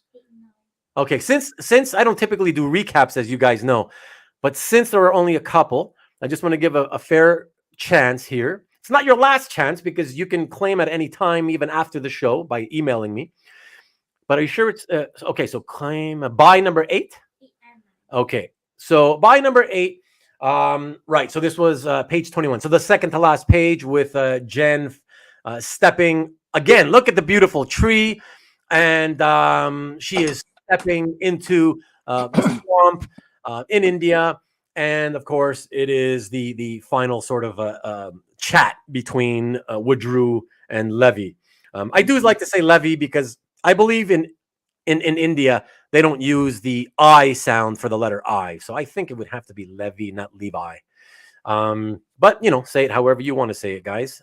So that's that one. That's that's one of the 2 pages remaining that has been unclaimed, and the other one is. Is it by 9? Right, the cover. So the beautifully intricate cover, one of only 6 remaining to the 16-issue series. And again, let me put the banner up for those of you watching here. You can if you're watching on Rewind at any time, email me at RubénDaCollector@gmail.com. And let me just say that Ruben really wanted that one. Yes. If anybody is looking to claim on my behalf, now is the time. Okay, so let's get rid of that one. Let me quickly. We got 2 more pieces of art, guys, to show. I just want to quickly. Hold on. Let me go to. I see. Okay, so that was Mark's claim from earlier. Hold on. So by okay, right. So by 21. The next one is going to be by 22. And I just want to see. Nice one. Okay. Any comments that I need to address? Comic Art Boston wanted to mention. Mike, I love the way you draw foliage. It reminds me of Barry Smith's Conan work. However, you draw it in your own inimitable style, which I hope we can discuss soon. Excellent. Thank you. And Mark says, I like Ruben, but not 3.5 cables. Yeah. I don't blame you. Sometimes I don't like me either. So, all All right, so guys, I'm going to show you two other pieces of work. I guess these are kind of special pieces. These are character studies. So these are the character studies that I've been holding on to since before the series began. When Mike had sent them to me, and I just didn't know what would be the right time or appropriate way to offer them. But these are the character studies, one for Levy and the other one for the Pale Wanderer at the time. And so these are the very first times that these characters have ever been drawn. To my knowledge, unless they end up in one of the upcoming trade collections, to my knowledge, Mike, you might know, they have not been included in the trade so far, right? The character studies? Ooh, I don't know. I'd have to check that. Yeah. But I don't think so, but they could be. Hold on. I'll just go and get the first trade. All right, Mike will get the first trade. But yeah, if it's not, because I know the second trade just came out and I haven't received that one yet. So who knows, maybe it's there. But I'm hoping also that hopefully DC will collect the entire series in its totality eventually. And hopefully, as a lot of us on Facebook keep hoping for, hopefully also a special black and white only edition. So we get one that's just purely for the art and one with Mike Spicer's beautiful. Okay, let me have a look. The Pale Wanderer might have been in the first one. If it's in there, I don't want you to show it. Okay, so you don't want, you know what? Let me show, guys, if you're ready, put in. So this will be, if you, in case you're interested, this will be by 22. So by -22, and it's pencils and inked with brush. This is the Levy piece. And again, it's the character study for Levy Kamei. First time Mike ever illustrated the character, and it's basically his vision of what the character should and would look like throughout the series, in order to show Ram, for example, the writer, what he had in mind, or the editor, what have you. And that's it. So it's a first appearance, if you will, of sorts. It's just that, of course, it's not part of a published story. And so, again, to remind anybody watching on Rewind, if you are watching this and it has not been claimed, you can do so at any time by emailing me at RubénDaCollector@gmail.com. And the other one, so the next one is going to be well, that's funny. I forgot to put 23. So I knew I'd make a mistake. There's always at least one mistake I make on these slides. So very sorry. This is just put by 0, I guess. It should have been 23 or whatever, but put by 0 if you're interested. So this is a character study for the Pale Wanderer. Is this the one, Mike, that is in that's the one. It's here. Okay. There we go. Yeah. So that's been, hold on, Mike. Let me go away from this. All right. Yep. There you go. There you go. And it shows some of the cover preliminaries. Right, the roughs. Okay. Excellent. So this one. I like that one. Oh, and they didn't want you to use that one. Yeah, that I never got around to that one. Oh, Just too gross. Too gross. Yeah. Still, I found overall a really excellent choice of covers overall. Yeah, I thought. Yeah. You know, the choices. Oftentimes, I'm not happy with the choices when I see your roughs. And I'm like, why'd they choose that one? You know. Yeah. But for the most part, I'm pretty happy with how the decisions that were made and how you executed them. A lot of them were very sort of a more graphic approach. You know. And I thought they were really worked wonderfully for this series. Do I need to get address anything? No. Okay. Let me see. Okay, let me just jump in real quick. Run left room on the wall for his new training page. It would make for a wonderful absolute edition. I agree. Yeah. I hope something like that can happen. I would like to see a noir version. I mean, I love what Spicer's done. A what version? A noir version, like a noir version collection. Yeah. No, that's what I was saying earlier while you were looking for the trade. Is I would love it. I mean, we know they're gonna. Well, we don't even know, but we hope that they would collect ultimately the entire 16 issue, Right. plus the future state, plus the Halloween special Yeah. in one volume, right? Like that, because it's not complete unless all of those things are there. Right. So I hope, even if it's not black and white, even a color standard trade paperback version, whatever, hardcover, whatever they want. But please, DC, please, this is my plea on behalf of every fan of this series. Collect all of it. And don't forget the Halloween special, 2 8-page stories that tie into each other. They bookended that issue. You got to have that, because that's actually the first appearance of the new Swamp Thing. Right. So hopefully, and then eventually, if they also want to do a black and white version, oh my God, that would be excellent. So yeah. All right. So needs a shade. Oh, Levy. Yeah. Amazing. We got the super pencil study. That is wicked. Killer thumbnails. Kavi says, fantastic job. Thank you very much, Kavi. Thanks for taking the time to show up too as well. And Kevin, speaking of which, I've always wanted a noir version of V for Vendetta. I love V for Vendetta more than, just want to say it, Watchmen. That was my favorite of the two. That's for me. That's for me. You too? Well, you have to get the original Warriors to have a noir version of V for Vendetta. The Warrior. I used to have some of the Warrior magazines, actually. It wasn't finished, but yeah. No, yeah, exactly. And Kevin says, speaking of which, I have always wanted. Oh, that's what we did yesterday. Yeah, I hope it happens, Kevin. Oh my God, and Mike hopes it happens for sure, more than anybody, you know. Okay, guys, so that is the end of the sales portion of the show. It ran very long, so thank you all. For those of you, especially who have to leave, thank you very, very much. Really, really appreciate you tuning in as always, especially given that it was at an abnormal time for me, and especially for those of you early 9 o'clock risers on the West Coast here in North America. Really appreciate you guys. And Kavi is heading out to lunch. Catch the rest later. Happy to be able to own more artwork from this epic series and to give. Oh, by the way, Mike, Kavi, just to remind you, Kavi is the gentleman who bought the complete issue 8. Oh, excellent. Thank you, Kavi. Thank you. Sorry, sorry, Kavi. I just realized you still haven't posted it to Comic Art fans. I'm sorry if I gave that away. I've been keeping it a secret all this time. Oops, sorry. Time for you to start posting though. And Mikhail earlier, who has taken off on that jet plane. Oh, there he is. Look at what again, guys? The plane hit a bird after takeoff, so they turned the plane around. And wow. Is that serious? Because he's a jokester. So are you being serious or are you joking, Mikhail?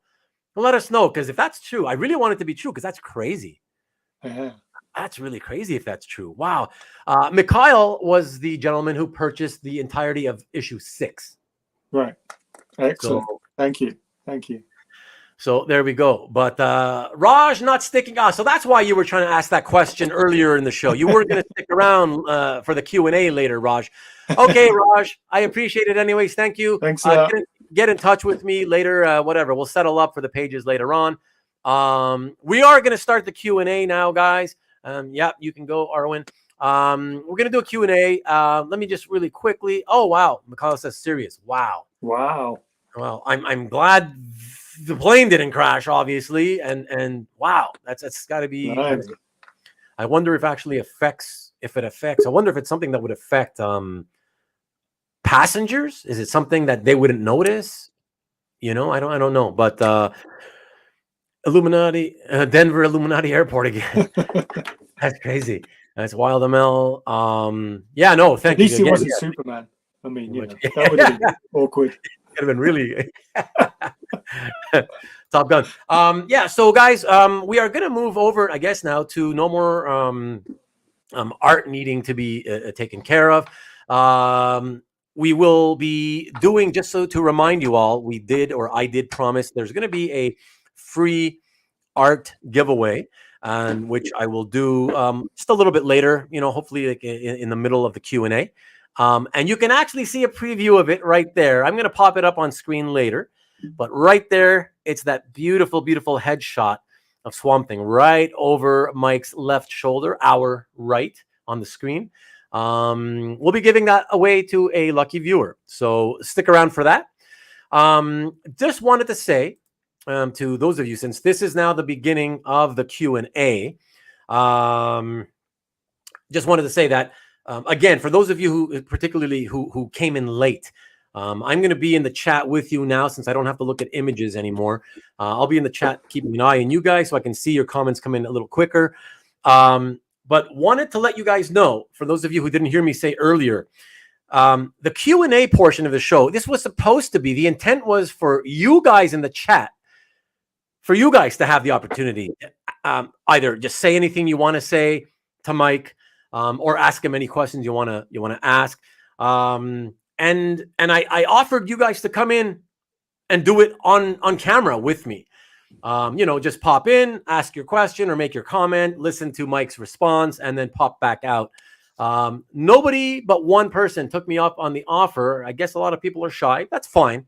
But for those of you sticking around, if you got anything to say or ask Mike, this is your chance. So do it now in the comments.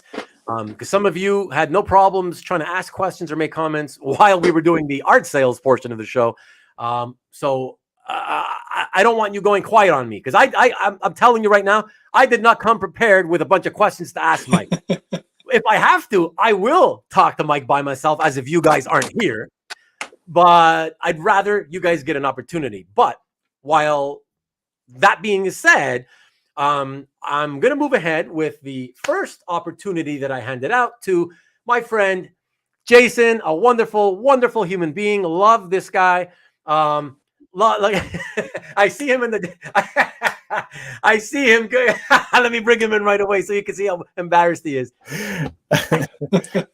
Hello, everybody. Thank you, Rubén. Goodness gracious, no pressure. Mike, hello, everybody. Mike, I just want to say thank you for being here today, sharing the time with us. It's been, it's been such a wonderful ride, this whole Swamp Thing trip. Rubén, thank you for hosting this great do, and congratulations to everybody that got pieces. I was too slow on a couple, and I didn't post, but congratulations to everybody. Superb pieces. Mike, I also want to say congrats to you, because this run is amazing. You've consistently produced awesome work throughout your career, and this was a career-defining run that I think really stands as a modern sort of horror fairy tale. The way that you guys nailed the ending. I was a little bit worried going into number 14, or going out of number 15 into 16, because I was like, oh my gosh, are they going to be able to manage everything? And it was just beautiful. It was really great. That's right. What I thought as well. Yeah, it was really, really sweet. Were you? Sorry to interrupt for a second, Jason, if I may. Were you really at a certain point, Mike? I was saying to Ram at some point, how are you going to wrap this up? Oh, well, do you remember at what point that might have been? Like how late that was? Well, no, it was even coming out of 15. Like, okay, there's 23. Yeah, for me it was around about 13 or 14. I was okay. Yeah. Yes, sir. It was just because the ideas were so big, right? And it was so lovely, and they'd been given so much space to roam and become their own ideas, and to see them crashing into each other. It was one of the points, I thought, the themes of the entire piece, right? Piece being 16 issues. And so going into that last issue, I was I had faith in the creative team, obviously, but I was like, wow, how are they going to do this? How are they going to do this and not have it feel forced or anything? And it didn't. It was wonderful. I'm sorry. Now for my question, Mike, would you please expand a little bit on your approach to a page? Because there are so many great examples from so many issues of this run where we will see pencil shading on characters' faces, and then your pen and ink, and then lots of ink wash, like a whole page's worth of ink wash on the same piece. How do you make those decisions? Or could you talk a little bit about your process, please? I think what it comes down to is I'm trying to give a sense of depth on the actual page. A lot of depth, as we saw with Mike's colors on the cover of 16. A lot of depth is added by the colorist. Now, they'll drop something back or something like that, but I always want the original art to have that depth as well. And so that's why I'll utilize the gray tones. to give that sense of mist, of depth that's going in there. And I think it's just one of those things that just becomes a reaction, really. I mean, it just becomes part of the page when I'm seeing it. You know, I get the script and I don't even thumbnail it out. What I'll do is I'll kind of figure out where the panels are going. And it'll just be a tiny, tiny thumbnail.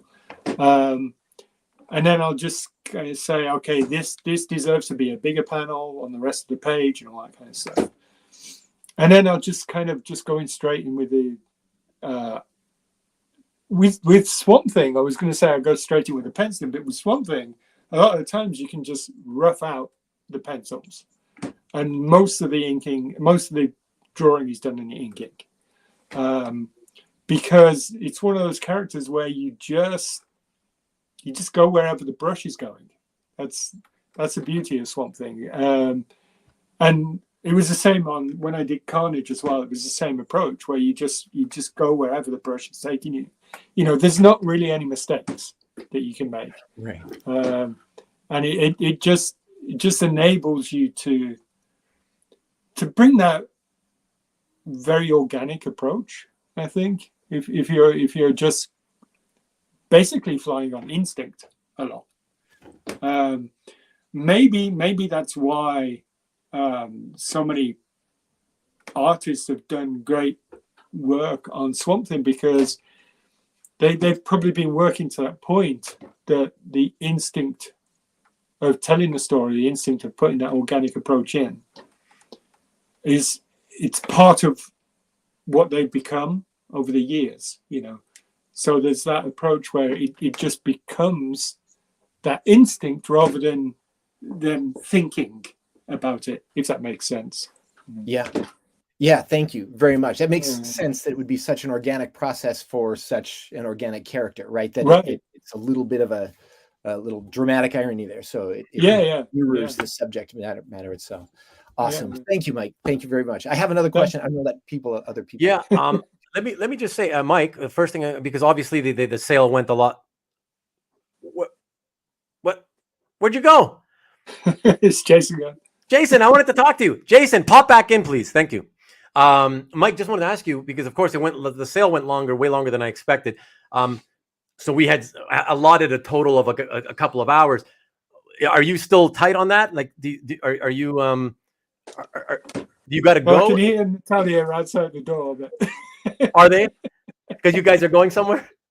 No, not going anywhere. No. She's just like, I miss you.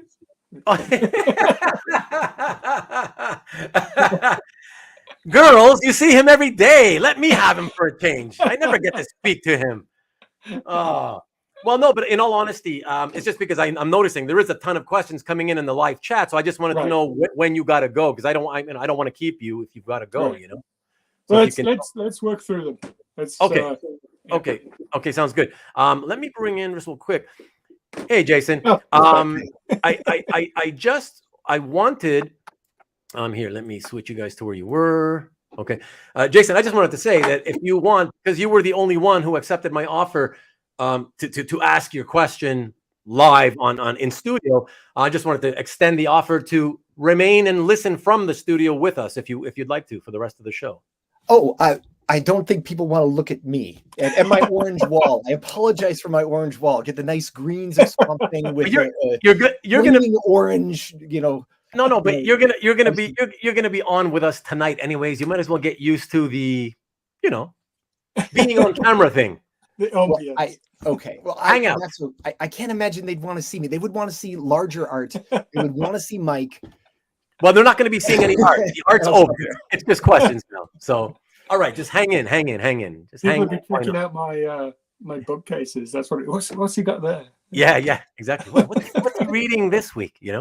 Well, that's okay. Hold on, let's see. That's 2000 AD bookcase, and that's Marvel and a bit of DC down there.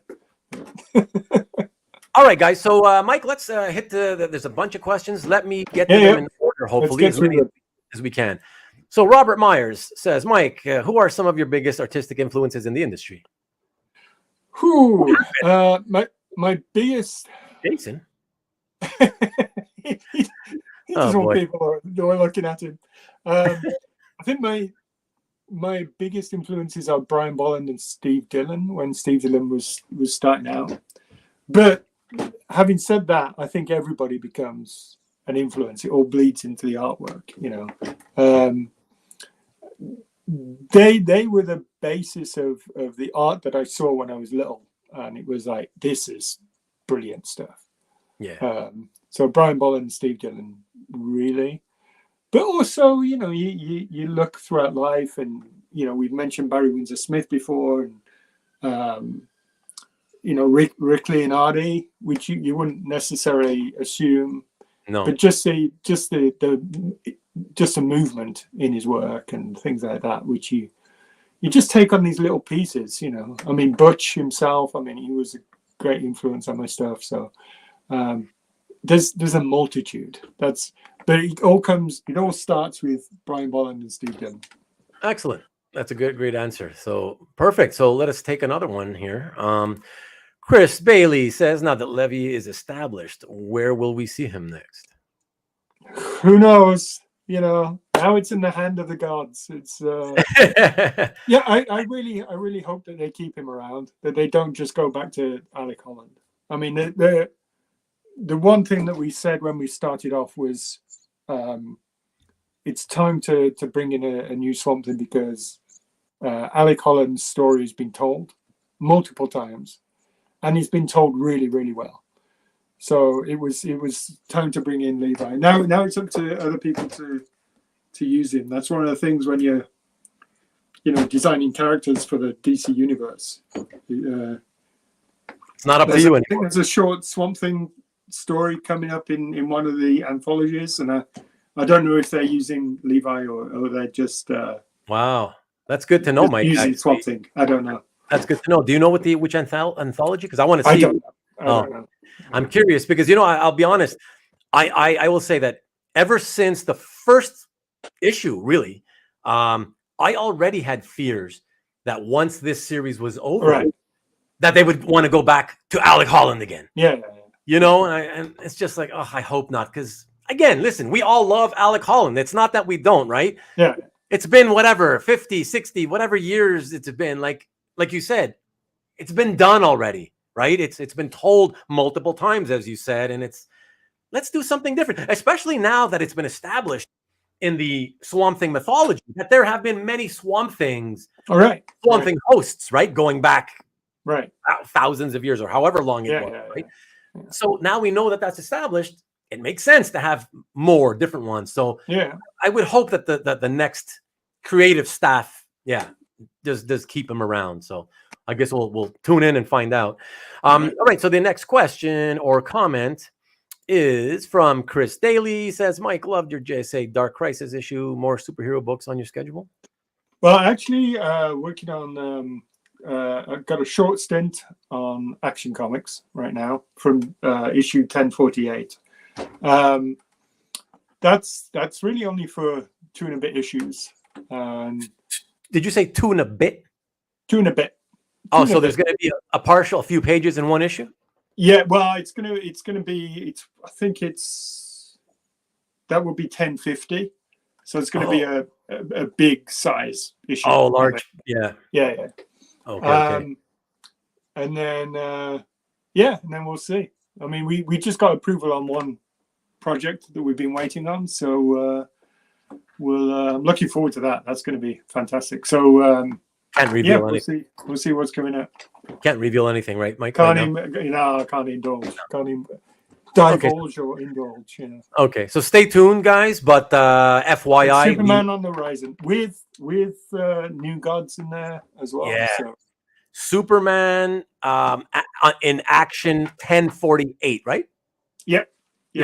So 1040, and so you're doing 1048 and 1049 plus some pages. Plus, I think it's 15 issues of 1050, maybe. I can't remember. 15 pages.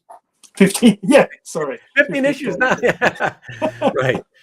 Yeah. Okay. So fantastic. So check. Be on the lookout for that, guys. And I must say, I've seen the pages already from 1048.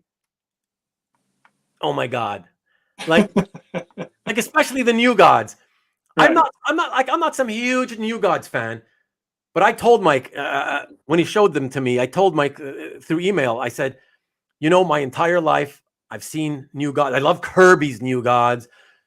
Those, that's the New Gods I like the most, and I like them enough when I see them visually done by other artists.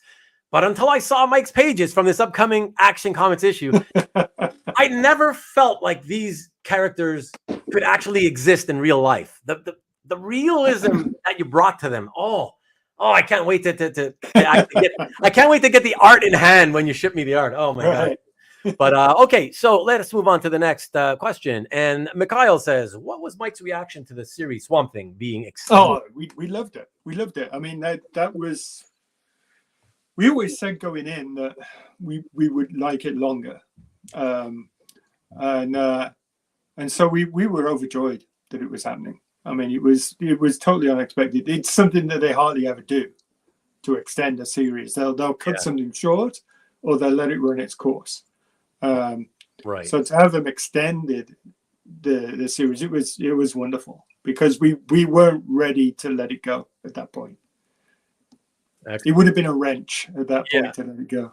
Yeah, and the I can tell you from a fan point of view, we were not ready. That's not. Yeah, that would have been really. So many people would have been pissed off, like, right. At that point. So happy to get those extra 6, even though we wanted more. But and at least within the 6, it still got wrapped up nicely. That's what counts as well. Right. So fantastic. Let us bring in. What are you doing, man? Apologies. It was a parental call away. I'm so sorry. I'm sorry. Everything's okay. The bleeding is staunched. Okay. The limb is put on ice, so after the show we can take it in. Okay. Excellent. Glad to have you in. Hang around. Okay. Okay, so the next question comes from CJ. CJ says, Mike, preference, overall pen or brush? I know the answer to that one. Brush. It's it's a very dirty brush. Where are we? Yeah. Raphael number 1. Raphael number 1. 8408 or 8404. I get them mixed up. 8408. They're great. I mean, they give all the line you need. I also use the staplers as well, but not very often. I'm usually just going with that brush. Mike, can you take the cap off the Stedler and put it right to the camera? I just want to see the end of that. I want to see. It depends on which one. I got loads here. Well, either. I just want to give it I want to see the how fine. Well, that's a 1.2. That's a 1.2. Okay. That's the one I do the frames with. Oh, I see. Okay.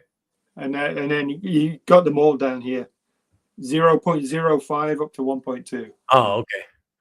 Okay, excellent. But I'm a big Stadler nerd. Are you? When I was in Nuremberg at a convention over there, I was in Erlangen, and in between Erlangen and Nuremberg is the Stadler factory.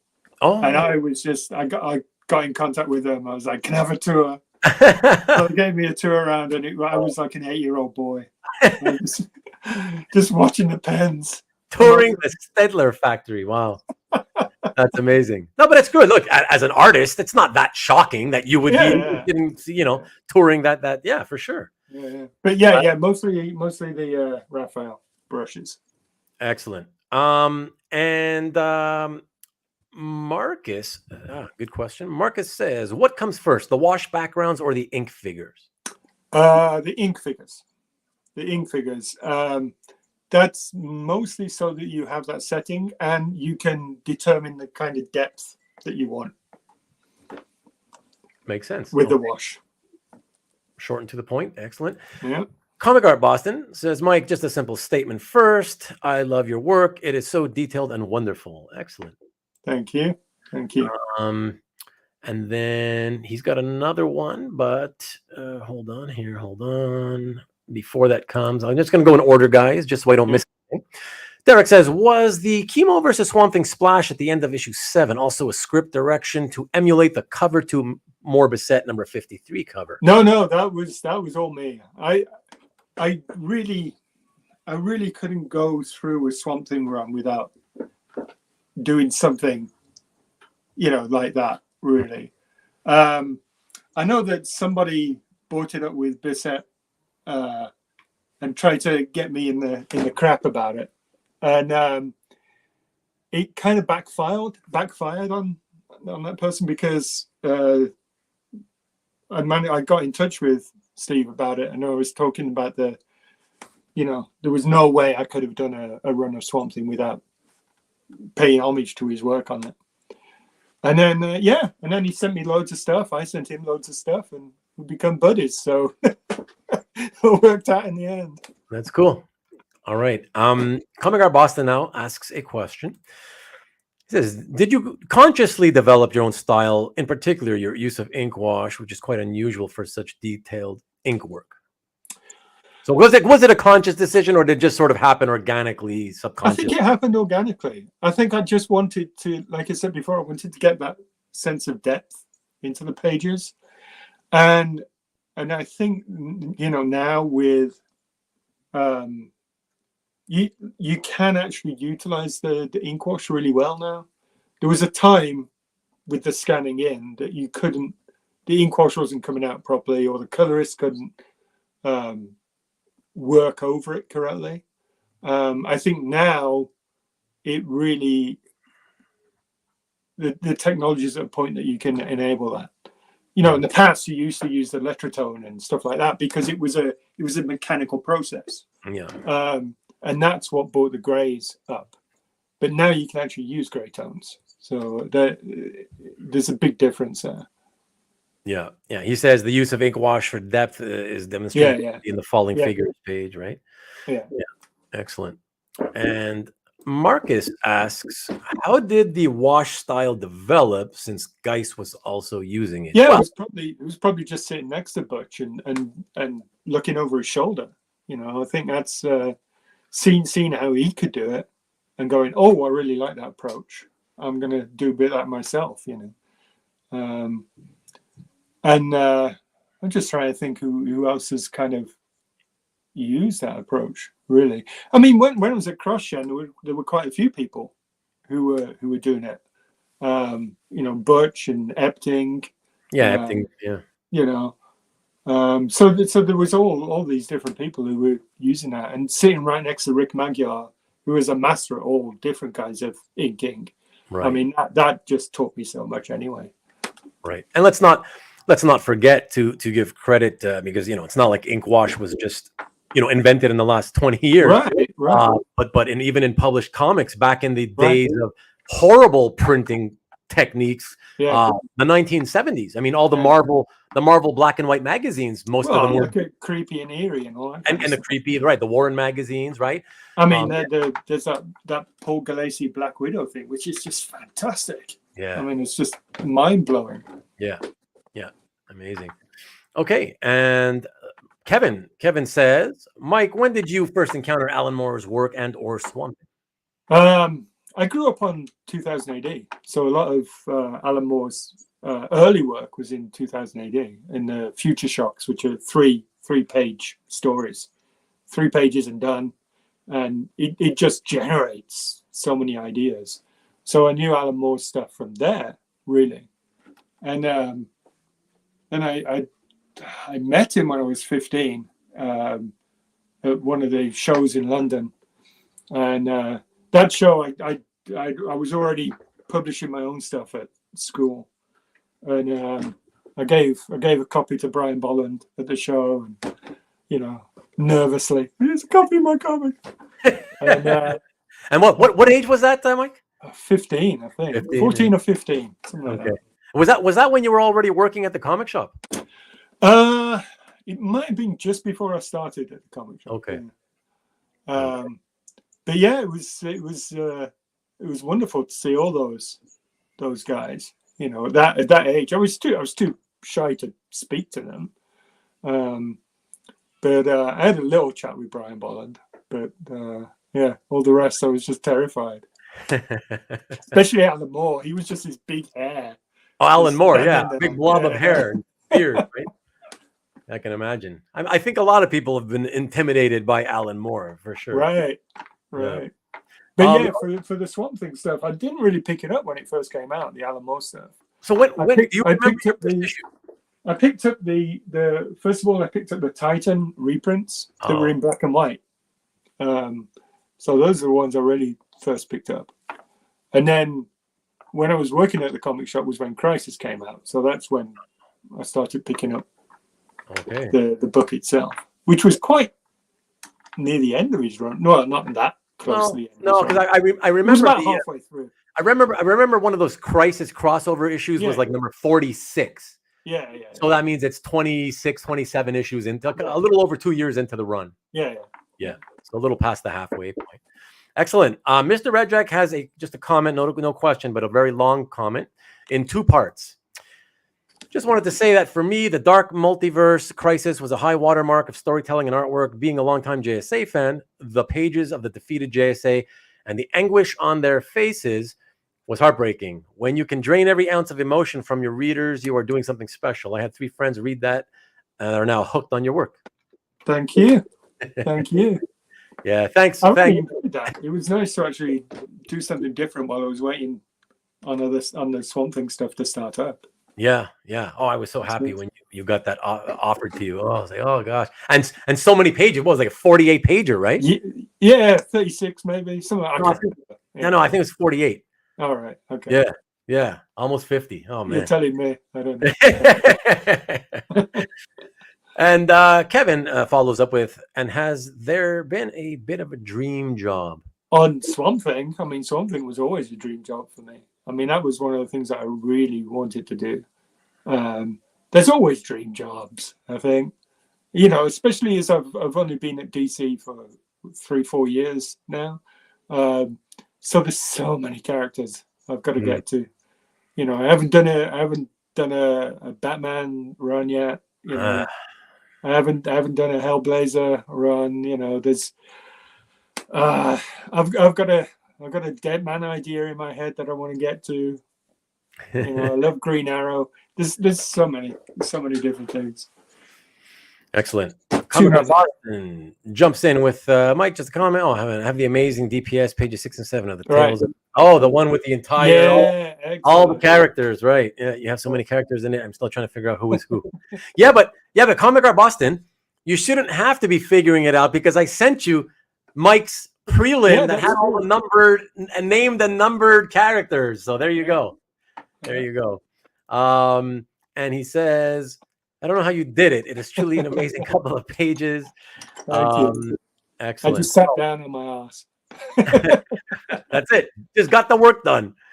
CJ, thanks you for answering his question. Oh, are you asking if you like? No, I don't use Copics. No. Okay. I do like them. I just don't know. I don't necessarily trust their permanence. Yeah. That's what a lot of collectors are worried. It's more collectors than the artists who are worried about the Copics right now. You know, like, oh my God, what's going to happen to my original? You know, so that's the thing. Oh, hey, Nick. Jumping in real quick, I want to hit the thumbs up. Mike's one of the nicest and most talented people in the industry. I hit thumbs up on my phone and computer. We'll check on fully later. Thanks, Nick. Appreciate it. Thanks for stopping in. And Chuck Arnold. Hey, Chuck. Good to see you. Hi, Mike. I thought the stand. Oh, thanks for bringing that up. I'm going to bring it up tonight, though. But anyways, such an incredible adaptation. Can you talk about how that came together? Character design, staying on model, so on and so forth. Yeah, I mean, the staying on model wasn't really a necessary thing because everything's there in the book. But the problem is when you've got a book like The Stand, you've got 20 million readers, and each one of those see the characters in a different way. You know, so it's for me, it was all about going back to the book, reading through, and every time I came across a character, I would, if there were any panel description, if there was a description of the character, I would write it in the back of the book. You know, so I kind of knew how they were. And one of the greatest things was when I sent the character designs in, I got an email from Stephen King basically saying, this is how I saw the characters when I was writing the book. So at that point, everybody else could just shut off. You know, it was just like, Everybody else can just sod off.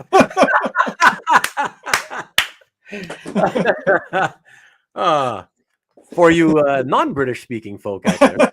I was going to say something else, but Well, on my channel, I allow it. You can say it means the well, whatever.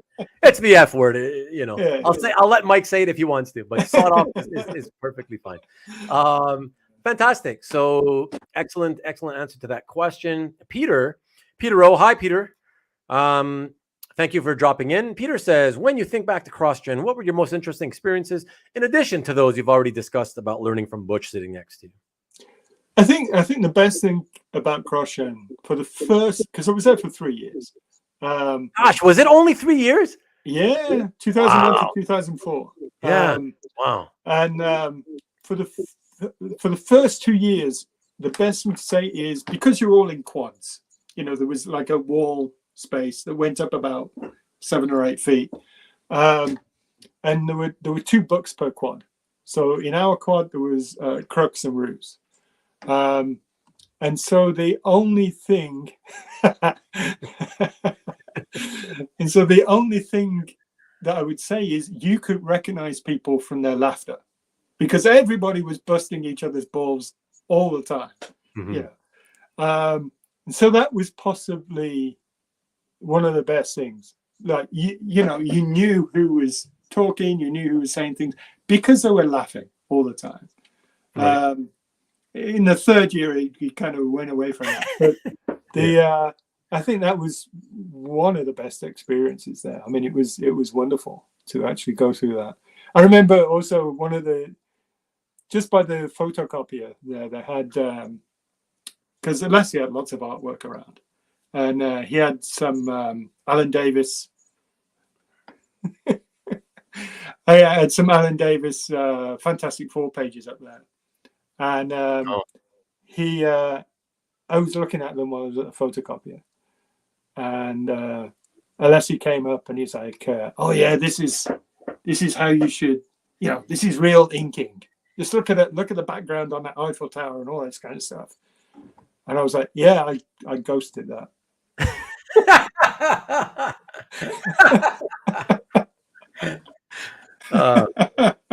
I love it when people who don't know anything about art get put in their place that way. Yeah. That's great. That's one. That's a great anecdote. Oh man. Well, Peter, I hope you enjoyed that answer. That was a good one. And yes, he did enjoy it. LOL. There we go. CJ asks, for you, average time per page? You can only cut it down to a page per day. That's what it basically comes down to. Yeah. You know, you got a 22-page comic. That takes you a month. The comic comes out once a month, so basically you have to do a page per day. Whether that day is 4 hours long or it's 15 hours long, it's a page per day. Yeah, there you go. You just focus on getting the page done by the end of the day. That's it. Yeah. And you know, if there is a page that is done 4 hours, then you go into the next page during that day because you're putting in time to get ahead. You might lose later on. So yeah. Perfect. Excellent. Robert comes in and says, is there any chance of working on Deathlock again? Great character in its various incarnations, my favorite being the Luther Manning version. Yeah, I don't think I've done my perfect Deathlock at the moment. You know, it's still in you. It's still in me somewhere. Oh, interesting. Now, and I think it needs to go back to the beginning. You know, it needs to be that Deathlock rather than. Okay, so that's what I wanted to follow up with. If you were referring to what you have in you is the desire to still draw what I like to say the real Deathlock. Yeah. Right. Okay. Yeah, I guess that 10-issue run you did, right. If you're a real big fan of the original Deathlock, I mean, it was a fun series, and even I, I think you remember, I was upset that it wasn't the real Deathlock. Yeah. But when I read it, I was thankful that it was really entertaining. I got to the 10th issue, and I was like, I wanted it to continue. You know? Well, I mean, the 10th issue, I mean, that was basically when I was trying to turn him into the real Deathlock. Right. It's So, just like- exactly. because a lot of that stuff wasn't even in the script, of him Oh, tearing really? the mask off. Yeah, and yeah, his I have screwed up those face pages. and all that. Yeah, Yes, I have those pages, and I'll be showing them tonight for everybody. But that was more because of not because he's becoming the old Deathlock. It was more Yeah. because again, it was a beautiful example of again your close-ups, the facial Right, close-ups, right. extreme close-ups. So that I bought that one. Nobody bought that one. I didn't buy that one right away. I had offered it. Nobody bought it, and after a while, I said, Right. "Oh, I got to pick up some Deathlock pages." And I said, "Okay." I picked up a couple in sequence from that. All right. Excellent. But okay, and so Peter says, yes, a lot of great stuff came out of CrossGen. Yeah, yeah. Totally. And actually, Marvel are reprinting some of it in a few months' time, right? yeah, I saw the announcement. Yeah. I'm hoping it's not another. It seems like every 10 years they're going to try to revive it, but I hope it's not that. No, it's reprints. It's reprints. Yeah, I know, but that's the thing. But I guess I'm saying I hope they don't do another what I found to be a half-assed effort the first time. Right. Like but this time it's so far it's reprints only. Yeah. It by comparison it makes the first attempt of the revival seem like really amazing because at least that was something new. Right. But I'm hoping that these reprints are being sort of planned with a plan to maybe bring back new stuff. No, maybe they're just keeping it out in print so that they keep the interest going within the film stuff. I don't know. Yeah. Oh, Robert says that he's pleased to have excellent. good luck. Commandant Boston, did any of the Silver Age greats like Kirby, Ditko, or Wood have an influence on your work? I am thinking in particular of Wood's inking, which was always superb and often overwhelmed the pencils. Yeah, I mean the I really came across their stuff when I was working at the comic shop when I was 15. 15, 16, up to 18. I was working on a Saturday job while I was still at school. And that's really when I came across a lot of that stuff. Especially like at that point, they were reprinting a lot of the Hollywood Thunder Agents and all that kind of stuff. So that's really when I started to come across it. Especially with the EC reprints of the hardcover slipcase things. So I'd never come across that stuff before because a lot of the stuff I had was British stuff. And the Marvel reprints, and that was it. So I never saw that stuff until I was working at the comic shop. And also when I was at CrossGen, Epting and Butch, they introduced me to a lot of other stuff as well. I mean, Epting was a big Carol Day fan, and Butch liked a lot of the Mary Perkins on stage and all that kind of stuff. So, that was another introduction for me. I'd never come across that stuff before. Right. And that was in my early 30s. So, it's just one of those things that you see and you go, oh yeah, that speaks to me kind of. When you consider that in that quad there was me, Butch, Rick, and Epting, and we've all got the same artistic base to our drawings, right? But we all come from different places in a way, But it's just that basis of the drawing that comes from the classics, and gets extended into the next generation. I mean, for me, my Kirby was Perez, really. Right. So it's it's an extension kind of. Right. And Peter says that he has a Jonah Hex and a Shining Knight that you did in his JSA. Excellent. Excellent. I love Jonah Hex. That's another one. Oh, boy. I love Westerns, and I love Jonah Hex, and I loved that series that Paul Miotti and Gray had. Oh, one of my favorite comic book series of all time. Yeah. Even including superheroes. Yeah. Fantastic. I wish you had been at DC at the time because I would love to have seen you do a Western episode, even if not a full run, but I mean, I mean, the first two issues of the Swamp Thing was a Western, really. Right. Right. In the desert, in the desert. And the cops with the hats. Exactly. Nick says a great thing on Mike is how he can be a great penciler, a great inker, or doing it all himself. Yes, and I've always said that as wonderful as it has been to see you take the reins and do your own pencil and inking, which is obviously what you've always wanted to do, and I think is the way to go.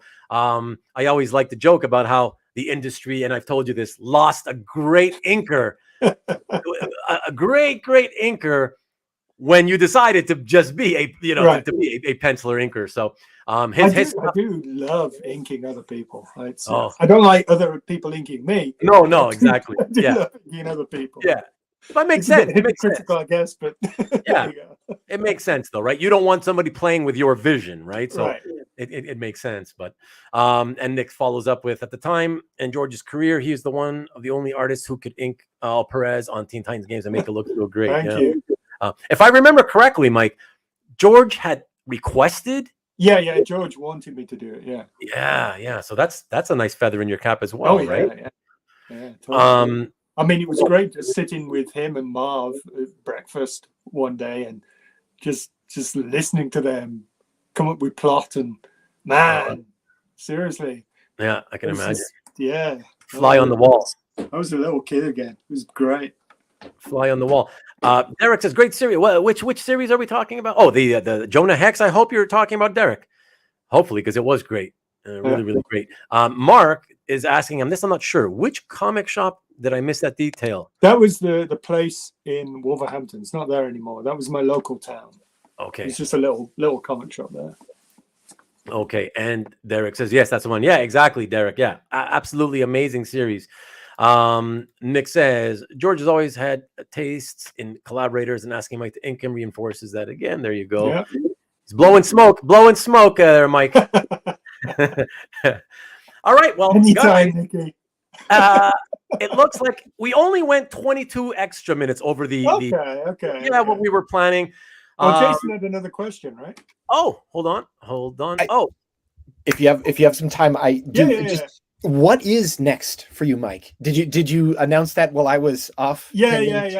The Action Comics is next. Right. Just two and a bit issues of Action Comics, and then we've got approval on something else, which I will be starting probably in mid-October, I think, but it hasn't been announced yet. So cool. And then one other question that I had: at what point during the Swamp Thing run did you find out that you had been extended for that other 6 issues? Ooh, that's a good question. I have to look at the comics when they changed from 10 to 16. Oh, really? The whole structure of it was so sound to me. I can't imagine that story arc without 6 issues. You know what I mean? Like it was so well structured. I think what it was, I mean, they obviously have to put things in previews 3 or 4 months before. So it must have been around about issue 6 that we kind of found out it was being extended. That's just a guess. I can't recall directly, but I'm thinking it must have been around about that, just so that, or 6 or 7, just so that they would know that he was going in previews for the next 4 months time. So, okay. Thank you, because that's just a guess. Sure, understood. But it was so good. I can't imagine removing one of those components. Right. Each one seemed a very definitive and self-contained, but also really contributing to the whole arc. Right. It was really. I was really delighted when it was extended for 6 issues, and then thank you. We all were. Yeah, I would definitely watch it. Thank you, Mike. Thank you, Ruben. I just saw that Garth Ennis thing. I did actually. Let me. Yeah, hold on. Let me pop that back up here. I wanted to see what you were going to say about the. I did actually talk to Garth at some point of working with him. The problem is that I'm usually exclusive, and a lot of his stuff is not. So yeah. That's the thing, everybody. And I say this just to sort of follow up on this question and Mike's answer. Because Robert Myers had asked previously about the Deathlock, and can we see Deathlock? I just wanted to mention that Mike for what, Mike, 20 years or something, or whatever it's been? Since 2001. Right. He's been exclusive. He's been on exclusive contracts which means he's not a freelancer, which is why you see some guys who will do a DC book and then the next month they're on a Marvel book and then back and forth and whatever. But Mike, he has no ability to do that because he's exclusive to whatever publisher he's and most of that just basically comes from starting out as a freelancer. Mm-hmm. And even if you had 4 issues on something, by the end of the first issue, you were always wondering what the next job was going to be. And therefore, you weren't concentrating on the issues in front of you. What the exclusivity gives you is that peace of mind that you can just concentrate on the page that's right in front of you. That's primarily why I do it. Right. Well, there you go. No, and yeah, I mean, it's a sense of security as well. Well, it's a sense of security in the sense that you've definitely got work for the next 3 years or whatever. Right. But really, it does come down to I can concentrate on this page in front of me because I haven't got to worry about what's coming up in 4 months' time. You know? Right, exactly. The whole idea of, I got to seek my next project before I even these next 3 issues or whatever it is, right? So that you already have it lined up for when the current project comes to an end. Right. No, I can imagine how nightmarish it could possibly be to be freelance always. Oh, you know? Yeah. Although some guys prefer it. Yeah, totally. It leaves them that freedom to sort of move around wherever they want. And you do see things at other companies and we'll go, I wish I was doing that one. You know, but yeah, peace of mind is key, and you have a family to provide for. Very true. So that helps. Common Ground Boston says, thanks very much, Ruben. Oh, my pleasure as always, as you know. And to Jason, and of course to Mike for being so gracious and helpful. Thanks so much once again for your wonderful work. There you go. Thank you. Kevin, you're very welcome. My pleasure. Thank you for dropping by today. Really, really appreciate it. Thanks, Gary. Oh, sorry, wrong one. There we go, Robert. Makes sense. We deserve that much more. So there you go. So that's it, guys. Thanks everybody. We're gonna call it a day. Just as a reminder, for those of you still wanting to get in on the perky goodness, tonight, my wonderful friend Jason Hussa, who's on screen with us right now, he will be in the studio with me at my usual time, 5 o'clock Pacific, 8 o'clock Eastern, along with Mikhail, who was in the show earlier, and Chris Norick. And we are going to attempt to go cycle through 100 different images. Blimey. 100 images from the last 20 years of Mike's penciled and inked work only. So yeah, just his. What's the deal with that as well? Did we go through that? Fantastic! How could I almost forget? Thank you, Mike. Thank you. This is what happens when you do live television and you're an inexperienced buffoon, you know. So guys, thank you for those of you who are still listening. So we're gonna do the free giveaway now. All right. So what I want you guys to do is in the chat, I put just to be safe, put it in upper caps. Okay, put the caps lock on, and type in hashtag I win. Okay, so hashtag I win. And you're welcome, Mikhail. Hashtag I win. I've got it all set up here. And we're going to do the giveaway for that piece of art that you see behind Mike. And I'm going to put it on screen now. Here, let me go to that. While you guys take the time to enter the hashtag I win, I'm going to show you a close-up of what it looks like. And here it is. So it's a head study on A4 paper, and because I am so obsessive compulsive about these things, A4 is exactly 8.27 by 11.69 inches. And so there you go. I'm going to check that. Well, I just want to say, Mike, I got that from the internet. So we all know the internet doesn't lie. So if you tell me, they might have rounded it up on the actual paper. Oh. 11.7. Wow. By 8.3. Oh, okay. Okay. All right. Well, I mean, in that case, close enough. I mean, typically here in North America, we would just say, yeah, 8.5 by 11. Yeah. You know, whatever. But it's a little bit less wide than that, but a little bit taller than that. So, Right. All right. So let me check in with you guys in the live chat. Make sure you guys are all putting in your yes. I would say the same thing. Wow. Exactly. And I just gotta mention, guys, before we do the draw, gotta mention. So Mike has this with him. So he just recently illustrated this specially for this giveaway. And I thank you again, Mike, for being so generous with your time and your skill to do this and to give it away for free. I really, really appreciate that. But because of the fact that he just recently illustrated this, you have to understand, unless you want to pay, I don't know, what is it, Mike, these days from the UK, $60 or 65? I have no idea. Okay. Let's just say this. He typically is not going to send this. So you're going to have to wait for the win. So whoever wins this will have to be patient. I'm going to ask him to send me this together with the next, the next batch of art he sends me, which will be the unless somebody from over here wins it, of course. Well, exactly, unless you're if you're there. But yeah, so otherwise, just I ask you to be patient, and when he sends me the next batch of art, which will be the Action Comics work he's doing. Yep.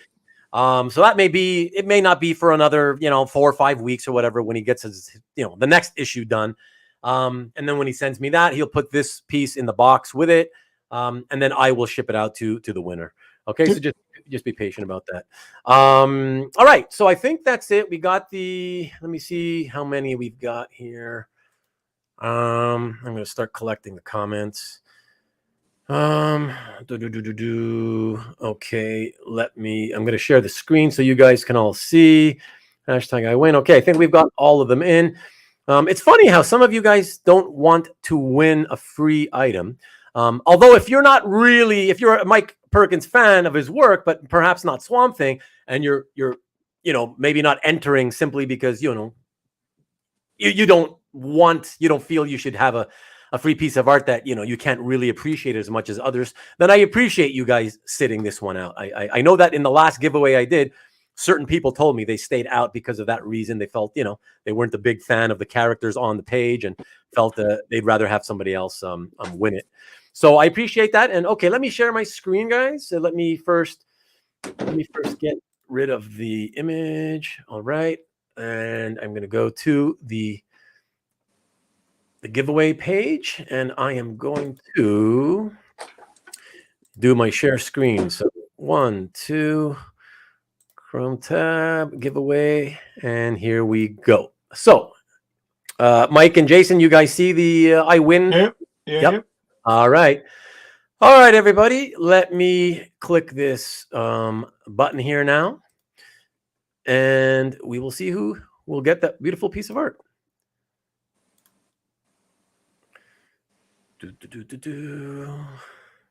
And it is Kevin Pasquino, fellow Canadian. Wow. Makes it easy for you. Well, not really. United States, Canada, it's pretty much the same thing. But no, that's fantastic. Excellent. Congratulations, Kevin. That's excellent. Happy for you.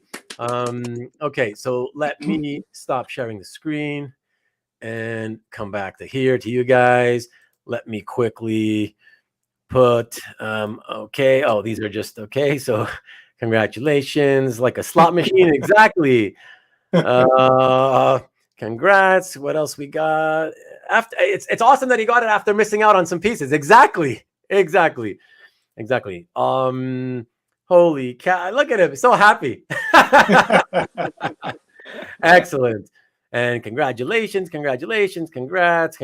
everybody. Excellent. Okay. So that's it, guys. Thank you again, Mike. Thank you so much for doing this. Really had a lot of fun. I hope you did too. Yeah, it's been great. And hopefully in the future, who knows, we can come up with another fun idea that we can get you on for. There's plenty of more issues to come. I hope so. We can only hope. And Jason, hopefully you are not what do you call it? Muted. You're not muted, are you? I am.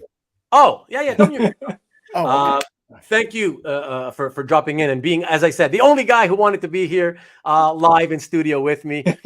So really, really appreciate it. And thank you, Daryl. Thank you for showing up. Thank you, Jason. Got to run. Excellent. Yep, I will talk to you soon, Jason. And Nick, thank you as always for coming in and rallying the likes. Really, really appreciate it. Christoph, you're welcome. Thank you. And thank you to Robert as well. Great material and awesome interview with Mike. Appreciate it. Not really an interview as much as a Q&A, but I see really my daughter's fingers underneath the door. All right, guys. Jason, stay with me for a second. Mike, feel free to kick yourself out. And yeah, I'll let you go. No need to stay in the green room. We will talk soon. Cheers. Thanks, guys. Cheers. Thank you, everyone. Take good care. Bye-bye. And Jason, thank you so much. Really, really appreciate, like I said, you coming in, being willing to stay in. And see, it wasn't so bad, right?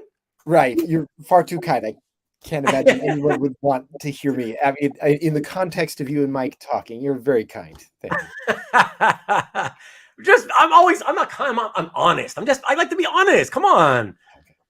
All right. But really, I do appreciate it. And as I said, I figured, seriously, why not? It'll just get you a little bit of practice to getting the feel of what it's like to be on camera, since you're going to be on tonight, right? And I figured it'd be nicer to just be and being able to listen and hear from the studio and see Mike from the studio. I thought it'd be more fun and interesting for you, Yeah. Thank you. It was great. You're very welcome. So that's it, guys. Hi, honey. And Mr. Easy Go Lucky, thanks for the great early show. You're very welcome. So guys, just stick with me for a moment. I'm going to put you in the green room for a second, okay, Jason?